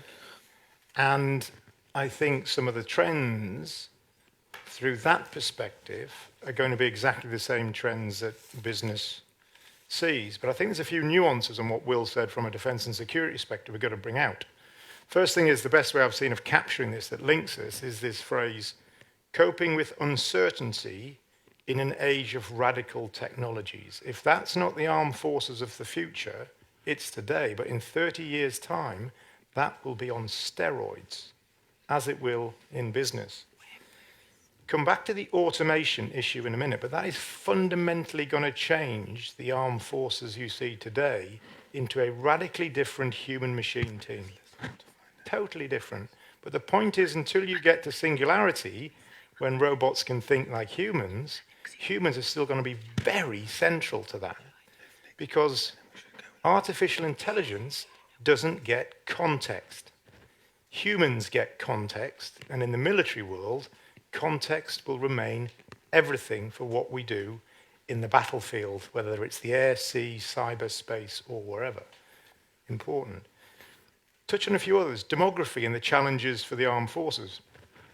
By 2050, 20% of the planet will be over 60, 12% today. We retire people at 55 or earlier.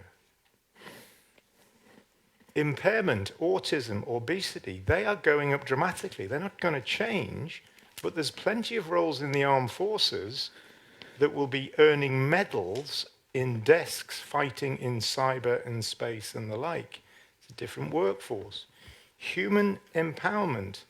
Talking to Richard about this, I'm afraid people are going to be less and less motivated by Queen and country. They're going to be motivated by cause and passion. There is a connection there, but we're going to have to be thinking about that. So are businesses, what that offer is. And human enhancement, something that people don't talk about, where gene editing, where prosthesis and exoskeletons can go in the next 30 years for our business, but also in the Formula One driver of today who is trained to be able to concentrate better and better, that's going to take a very different view. So I think the crux of this is that humans will stay central to conflict and competition.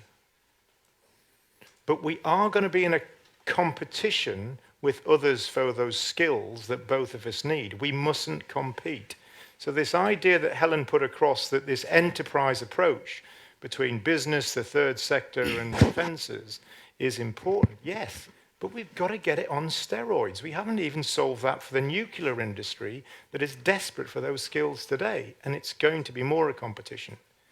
And the final things on skills is if we don't do it in the defence and security perspective and upskill our people and share that upskilling with businesses better, our adversaries are.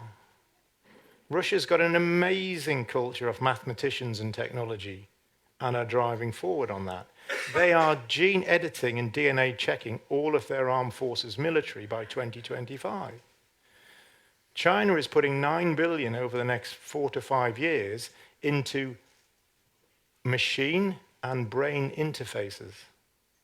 There is more Chinese PhDs come out of US universities in the last few years than Americans have come out of American universities. These skills are in demand, and even if you don't see it through a business, national security is in a race to get those skills for our nation's security. Okay, Mitch, thank you very much. Now, there was a little bit of muttering, just because Johnny Mercer is here, of course, Minister for Defence, People and Veterans. Now, Johnny, and I hope I'm not speaking out of turn, Johnny, because I think he's behind this wall, has said he will happily take questions. So, which is why, if he isn't, he is now. So I just thought, if you don't mind, what I'd like to do then is we're just going to draw it to a close for the moment. We've got a lot of time afterwards to be chatting, but because Johnny's obviously on a tight schedule, what I'd like to do now is firstly to say thank you to our panel. Thank you so much. Invaluable and very, very thoughtful. I'll ask you to take your seats, and at which point I'm going to invite Nick to the stage. Nick Owen, of course, Deloitte's UK chairman, to introduce and give Johnny a formal introduction. And I'm just going to tidy up over here a bit with all my mess as well. Thank you very much. Thank you, ladies and gentlemen. Thanks, Kate. So good afternoon, ladies and gentlemen. Thank you all for being here. As Kate says, I'm Nick Owen, Deloitte's UK chair. Delighted to have you with us this afternoon for what I think has been a fantastic debate. Great afternoon, lots of discussion, great panel discussions. I've heard the feedback and energy in the room is high, so that is great, and it won't disappoint as we go forward.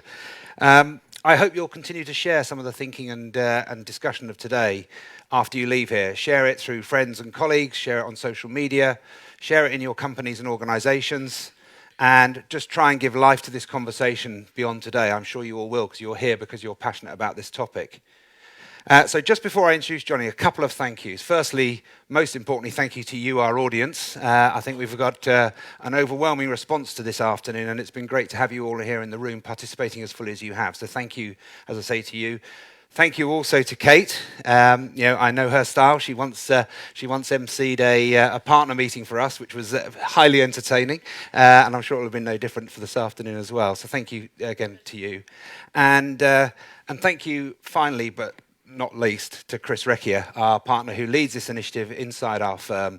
Without his passion, leadership and commitment to this, Deloitte would have not made the progress we've made here, and hopefully he's having more of an impact beyond the borders of our own organisation. So thank you for him as well. So Johnny probably doesn't need very much introduction.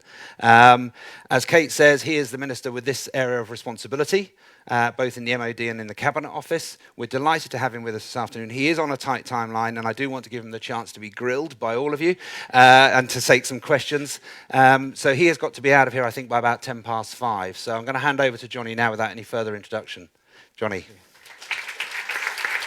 Thanks. Cheers. Thank you. Good. Right.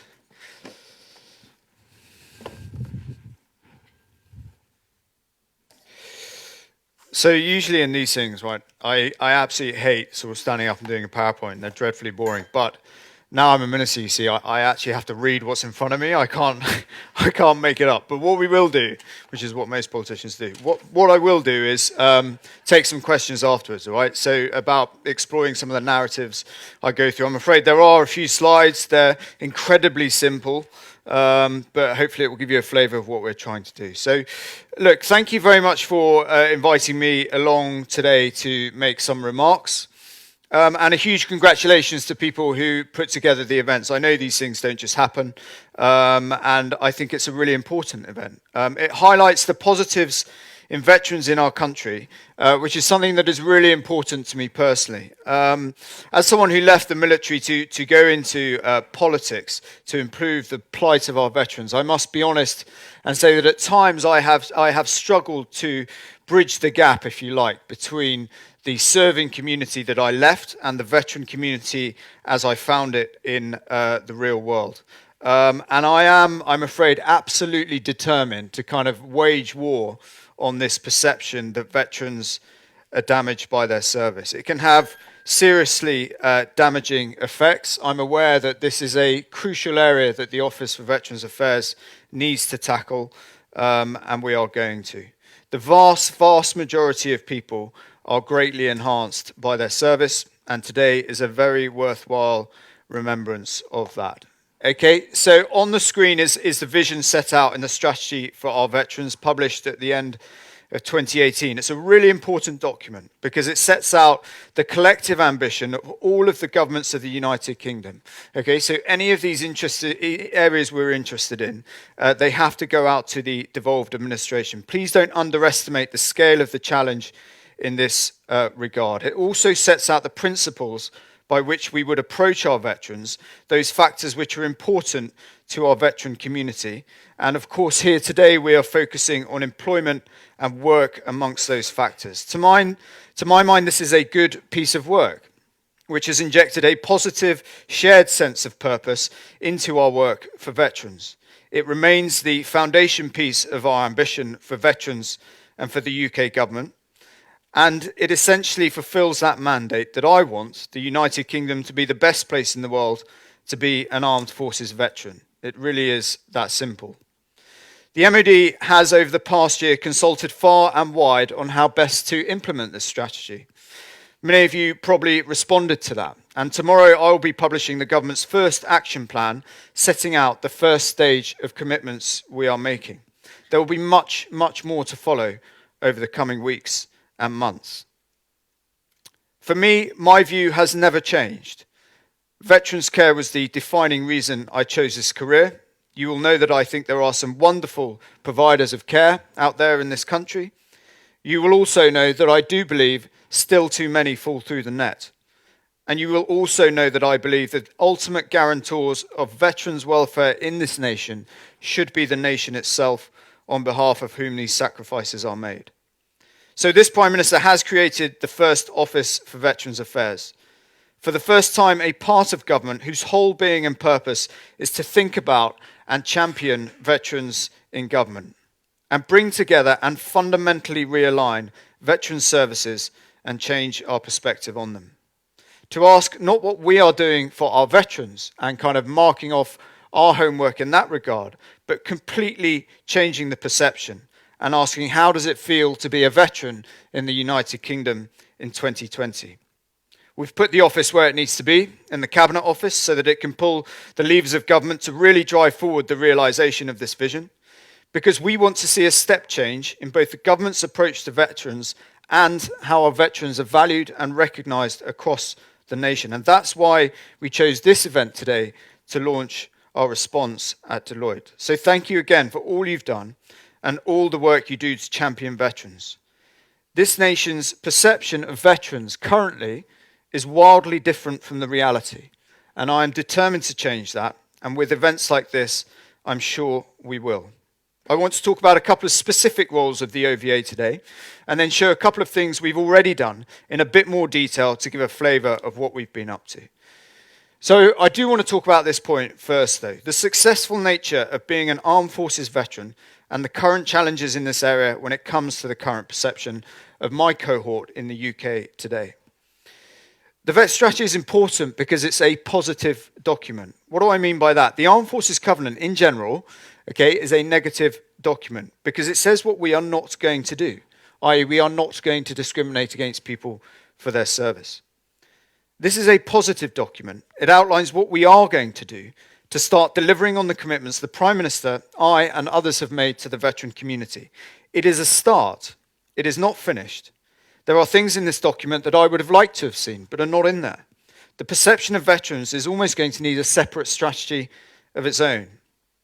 I'm setting up a cross-ministerial task force to tackle this, similar to what other departments have done when faced with multi-layered and multi-dimensional challenges, such as the one we currently face in this domain. But when it comes to transforming the life chances of a veteran, there is one clear factor that improves them, and it is having a job. And that's why some of the earliest things we've announced have been focused in that regard. National insurance reductions for companies who employ service leavers, a commitment to providing guaranteed interviews in public sector. We've asked the civil service to be early adopters of this scheme and are working with the Civil Service Commission to actually deliver this. But critically, and it's why I wanted to come here today to your event, companies like Deloitte, companies like Network Rail, where I was this morning, they really lead the way in this agenda. The OVA is there to support, encourage, and strategically challenge other companies to do the same, and perform the strategic challenge critically in government as well. I want to give you a flavour of some of the commitments we will be setting out tomorrow, and offer you a glimpse of what our ambition is and how we wish to continue to maximise the combination of government, statutory and charity support for veterans. And as we see here, that of the private sector too. This is the simplest form of what we are trying to do on the screen now. We are trying to create an ecosystem for veteran support in the UK. I want to develop seamless interactions across the veteran sector, fostering partnerships and collaboration with an unapologetic focus exclusively on the veteran and how it feels to be a veteran in Britain in 2020. I also want the veterans who use this system, who need that support, to be aware that that ecosystem exists and how it fits together, so that I can answer the Prime Minister's challenge that every single veteran in the country knows where they can turn. It is, if you like, a kind of first, second and third line of support. It's an ecosystem where there is a role for everybody who wants to be in the ecosystem, in whatever shape or form they want to be there, where members of the ecosystem can be encouraged and facilitated to achieve strategic objectives like data sharing and case management, where they can share some functions of running services like back office roles with other members, whilst crucially retaining their independence to provide the services for which they were first conceived, so that members can be increasingly confident of their role in the sector going forward for greater clarity of purpose and financial stability, confident that there is a bigger picture, that some services are being provided elsewhere, enabling groups to focus on areas particularly important to them.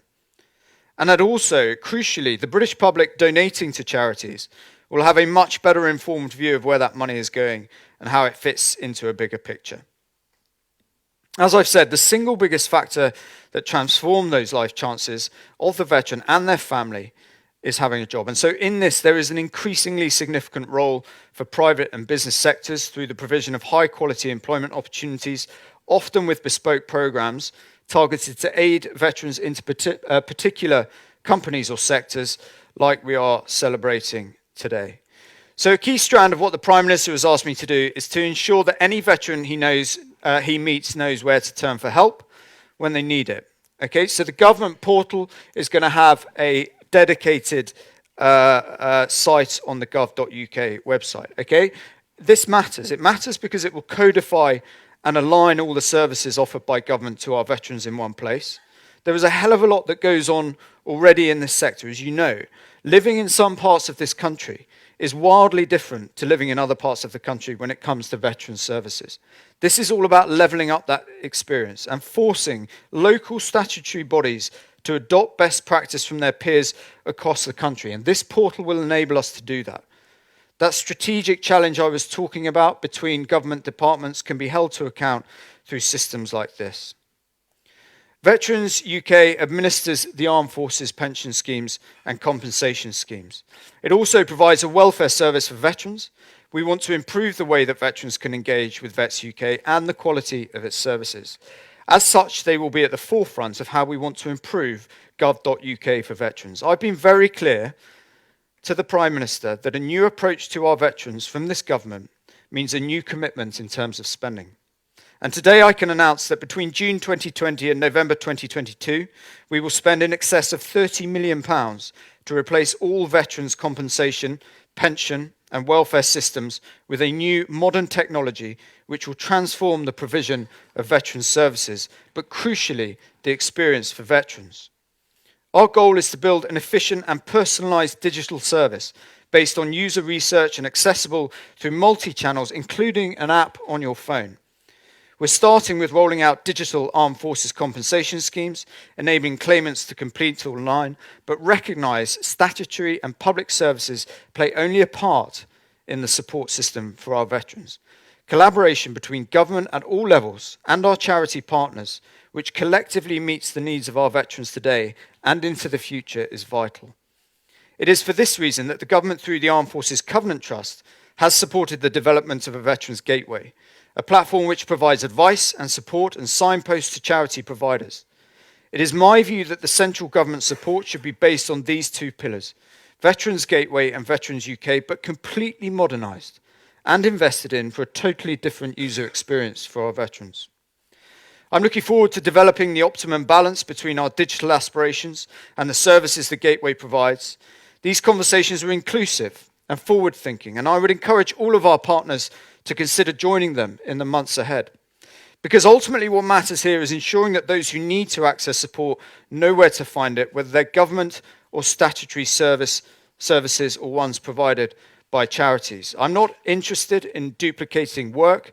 The fastest way of improving veterans' lives in this country is making the system work and filling in the gaps where they exist, and that's exactly what the Office of Veterans Affairs will do. We know one of the current constraints on making our support system between charities or charities working with government or local authorities is the barriers to sharing data. This is something the government is thinking about on a much larger scale in terms of how we can make data and information work to the benefit of citizens. We are already doing this in the medical space, where the new Defence Medical System will provide a direct pathway to transfer health records into the NHS and civilian GPs when someone leaves the armed forces, which is Project Cortisone. It's a good vanguard for other sectors to follow, and I'm actually hopeful of reasonably rapid process. But let me give you one more example in detail. One of the big issues that we hear all the time when we go and visit charities, and we've met in excess of 60 of them in the first 3 months that the office has been up and running, is how to verify somebody as a veteran. The Veterans ID card is in progress. Now when you leave the forces, you get one, and we are working hard to backdate these to service leavers. But we want to make this as easy as possible for veterans and service providers alike. Many of our corporate partners offer services or preferential employment opportunities for veterans, but finding out if someone served can at times be a nightmare. As these demands grow, the demand for a verification tool is clearly going to grow as well. So one of our early digital providers is to create an online tool that enables you to verify that you are a veteran. We already do this in a number of areas of public services. For example, verifying your driving license when you wish to hire a car. And I'm looking to get this up and running using the 100-day challenge that the Cabinet Office runs to bring in private sector organisations to get this off the ground.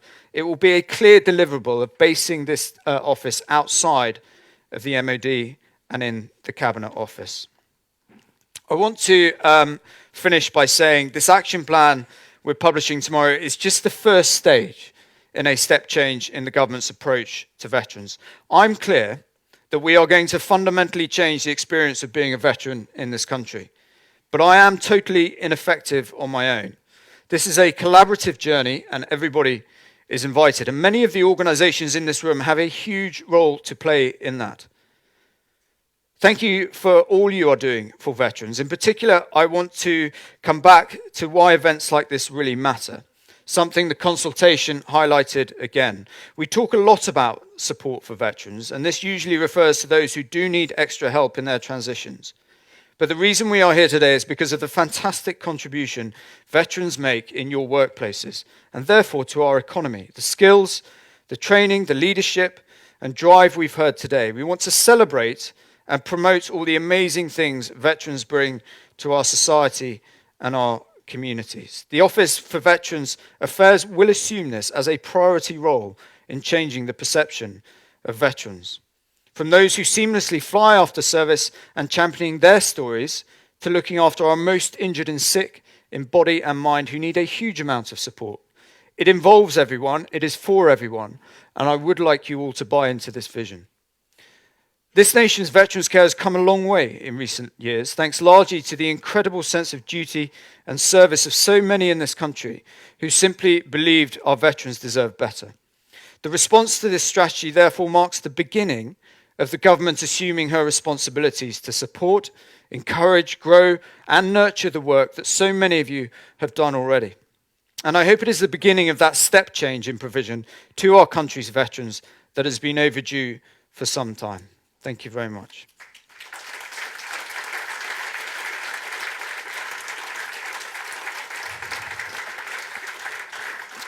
I'm happy to do some questions. I don't know how long we've got, but I'm happy if you put your hand up and say who you are. I think that'd be helpful. Hello. Sir, I'm Derek Hardman, founder of the Armed Forces and Veterans Breakfast Clubs. We've kind of had a little bit of interaction already. One of the issues that we found in the Breakfast Clubs, and one of the reasons that the Breakfast Clubs have been so successful over the last couple of years, going from one club to now over 315 clubs around, well, globally. We're in 14 different countries. But that's not been with a lot of effort. That's because there's been a need for them. One of the issues that we found in the Breakfast Clubs is social isolation. The YouGov research said that 46% of veterans at some time felt socially isolated. Yeah. Yeah. 24% of them have had suicidal thoughts. We've found that putting them back together, that a lot of them feel that once they walk out of the armed forces, the door slams behind them. Yeah, no, I get that. And that's the reason that the Breakfast Clubs have been so successful. On my bucket list for the Breakfast Clubs is that we have closer interaction with serving units, you know, sort of that local regiments and stuff like that. Okay. So that go on. coming out. What's the question though? What's the question? Go on. So I'd like to be able to see that happen. You know, lads coming out the forces being directed to organisations such as the Breakfast Club, so that they can utilise that and realise that when they come out the forces, they're not going to be alone. Yeah. No, I get that. I totally get that. Okay. Thank you. Yes. Go on. Johnny, Stuart Robinson, Scottish Little Soldiers, the charity for bereaved. Hi, you're right. Hi. Great to see, obviously, that bereaved families get a specific mention in the principles there at the beginning. Has there been any, I'm assuming all of the activities that we're talking about here would be available to those families as well, and has there been any work around how the verification system might include them, because that can be difficult for them to... Yeah, so look, it's a good point. The Armed Forces Covenant is really clear when it talks about the Armed Forces community and their families as well. And the work we're doing on that is to often, you know, your experiences of that across the country, which should cover things like you're talking about there, because it talks about special provision for the bereaved and for families. That has traditionally been an aspiration, if you like, for local authorities and so on. Okay, in this administration, we are going to legislate to make sure that no veteran can be disadvantaged for their service. That then turns it around and kind of empowers the individual and also provides that strategic challenge across the country. So their experience of whether they're in Plymouth or Liverpool is the same when it comes to dealing with things like that. But that is a piece of work that's going to be one of the first bills that will come through this year to legislate for that, and I think you will see a step change in that sort of experience. All right? Yes. Hi, Alice Williams, Schneider Electric.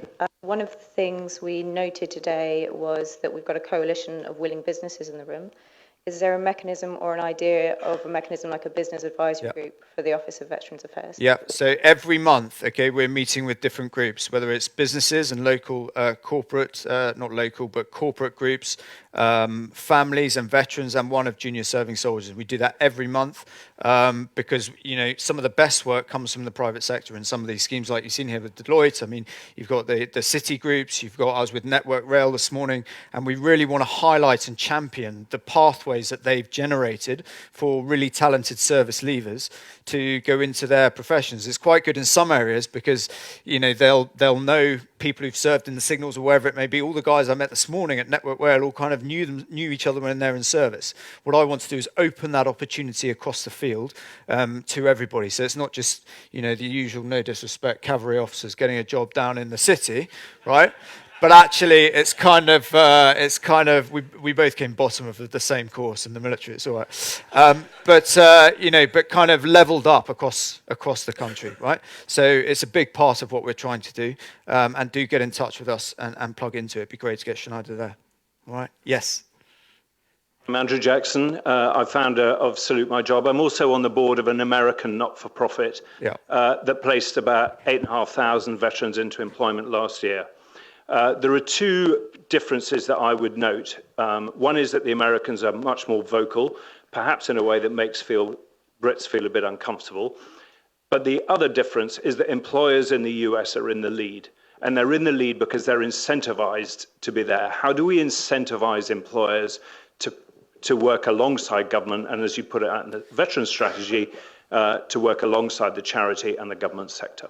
Yeah, so precisely with some of the things we've talked around national insurance contributions. I know, you know, in big, that the challenge I face is that big companies, particularly in London, are happy to take the risk, right? And they invest in this process, and they have a progression, if you like, of veterans care. My challenge is in the smaller businesses in places like Plymouth, where they don't want to take on a veteran because they think he may have a mental health problem or he may not stay around, and so on and so forth. So that's where things like the national insurance contribution really matters. That's why it really matters that we get involved on this challenge of perception in this country. I think, look, when it comes to the American, and I know this, you know, you didn't really go into this, but the perception of veterans, there are parts we want to take from the American system, but we absolutely don't want to emulate them. And, you know, part of what we're doing in the early part of this year is going to all of the Five Eyes communities and taking the kind of best bits of what they do. Okay, that ambition to be the best place in the world to be a veteran, we're not just going to sit around and come up with that by ourselves. Okay, we have to go and drag out this best practice from elsewhere and across the country and make sure that experience is for our veterans in this country as well. Yeah. Your drive for data and tracking veterans.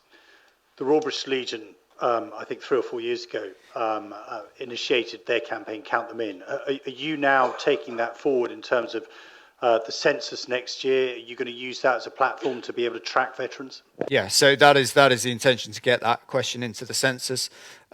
We have to find a way of trying to identify where our veterans are. About 2.6 million of them in the country. We've hit real problems, particularly when dealing with this historic prosecutions piece of identifying them, how we get hold of them. Obviously, you know, like anyone would say, I wouldn't start from here. We do need to catch up, and the census is an important part of starting that, yes. Yep. Yeah, you. Yeah. Hi. There's incentives when people are leaving the military to join in a reserve capacity and continue their career. Yeah. Would reserve forces be part of this policy? Would they have help and guidance in some of the things that would be available to service people just leaving? Yeah, so inevitably there would be. There's some areas where reserves have in some ways a better pathway, and it's all about equalising it across the field. You know, some reserves will already have a job, and their employer will be well versed in the benefits of employing service personnel. Equally, when it comes to things like mental health treatment pathways, actually I'm trying to copy some of the reserves programs because they're better than what we have in for regulars. But yes, you know, the idea is that it's open to everybody. absolutely. Yes. Hi. Just wondering, with the vision there, fantastic aspiration. I'm assuming you have some short, medium, long-term goals to measure yourself against, and can corporations and companies and charities help you reach or measure yourself? Yeah, absolutely. I mean, the first one is that 100-day challenge, right? And that's where we are going out engaging with people to try and get them to fill in how we actually adopt those challenges. Trying to get that thing on the government website is like it seems like such a small thing, right? But it'll make a huge difference. It will enable us to hold people to account. That for me is the biggest thing, right? Is a disparity of experience across the UK, and particularly then within government, where you have things like the Department for Transport, who stepped up and done this thing on the government rail card now. How do I then transfer that across and make sure the other departments do something as well? So it is a big deal. The challenges of doing this within government, and I've essentially set up the Office of Veterans Affairs from scratch within government is a huge piece of work. But to judge ourselves by some of the things I've said today is really important to me. Ultimately, if we don't deliver this, it doesn't mean anything anyway. We may as well not bother. So it's really important we do, and you guys must hold us to account on that. What last one? Yes, go on, mate. Yep. I'm Richard Schultz. Hi, Richard. Team Rubicon. So supportive of proactively changing the perception of veterans. I think everyone in this room is. But of course, every veteran that takes their own life is a travesty, and that's likely where you're going to get doorstepped. How are you going to balance addressing that very serious need and maintaining public support for the OVA whilst proactively addressing that narrative? Sure. So I have absolutely no problem with being doorstepped on this issue, because it's something I'm actively going out and dealing with. I've just come from a meeting with a widow of someone who took their own life. This is a very, very delicate and difficult area, because the reality is, and Simon will back this up in terms of the data, okay, on your likelihood to take your own life and things like that, is positive if you have served, and we're checking that all the time to make sure. But for me, that's not kind of good enough, because we know where these people are, so we can target them. My intention is to meet with every kind of widow and family, to sit down with them and ask them what we could have done better or what we should have done to intervene, cognizant of the fact the answer might be at times there's nothing. Okay, but I'm absolutely determined to iron out every single one of these. I'm afraid the narrative from some groups that we just don't care and don't get it is absolute garbage. We had a meeting this morning of the NHS professionals from all over the country in my office. There's two things I work on every day. One is veteran suicide and the other is historical prosecution. So, look, we are on it. It's an immensely difficult area. If I could, I would never tell you some of the individual stories, but there are cases where specific individuals have been targeted to be mental health champions in that unit, okay, and gone round encouraging people to work on their mental health, okay, and have inexplicably taken their own lives. It's an incredibly difficult area. The narrative is wrong. Okay, that there is an outbreak in this country. There isn't. There is a specific challenge at the moment in the last sort of 3 to 5 months around a certain cohort, but broadly speaking, service life reduces your chances significantly of taking that course of action. So it's something we're absolutely all over. I'm happy to talk to anybody about it, to meet anybody's family on it. We're not going to run from it, but we have to be realistic about it as well, and cognizant of the fact that we will never, suicide is an immensely complex issue, and each one is a tragedy, and I wish we could have intervened, and we come at it from that standpoint. All right, cool. Thanks very much, guys. Cheers.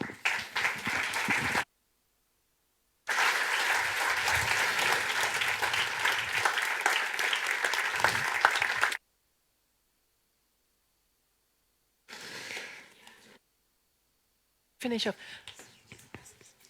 No, I think I'd rather leave it to you. Just thank you very much.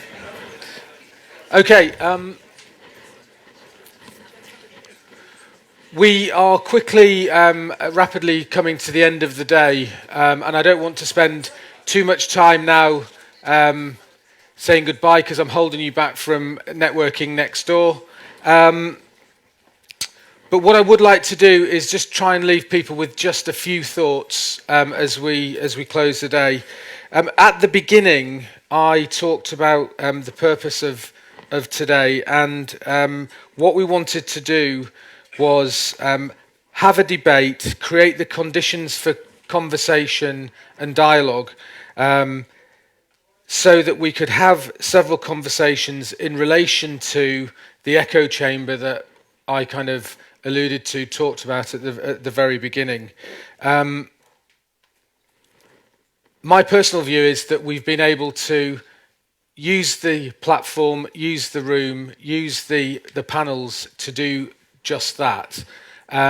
Like I said, I've never seen this room quite as full. I've never seen it full of such special people and all of our guests also. And I'm just really, really keen now that having had this opportunity as a collective group, when we leave the room, we take the content with us and we think about what we can do as individuals to make a continued difference. I think for all of those that are already doing something in this space, as I said earlier, continue to do it. For those that are not, then just start to do it. I think the framework that Johnny has set out and the vision that is being set as it relates to government, I think is something that we can all take something from, we can attach ourselves to it, we can think about how we can contribute to it, and we should absolutely do all of those things. So, on that note, I'm going to call a close to proceedings. Somebody once said to me, people make places, and for me, all of you in the room today have absolutely contributed and made the debate, the conversation and the dialogue what it is. So I thank you. A special thank you to Kate for your contribution and keeping us honest.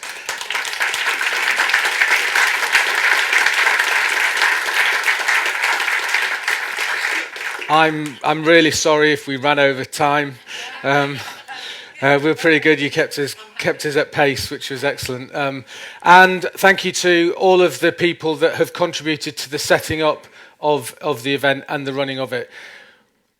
There's a lot of content. We've filmed it all. It's on Facebook. We've got the film. We've got everything. We will be writing to everybody and sharing all of that content with you so that you can use it downstream. So on that note, I'll say thank you. Thank you from Deloitte, and we'll see you outside for a glass of red wine or a beer or a glass of water, whatever your fancy. But thank you very much for joining.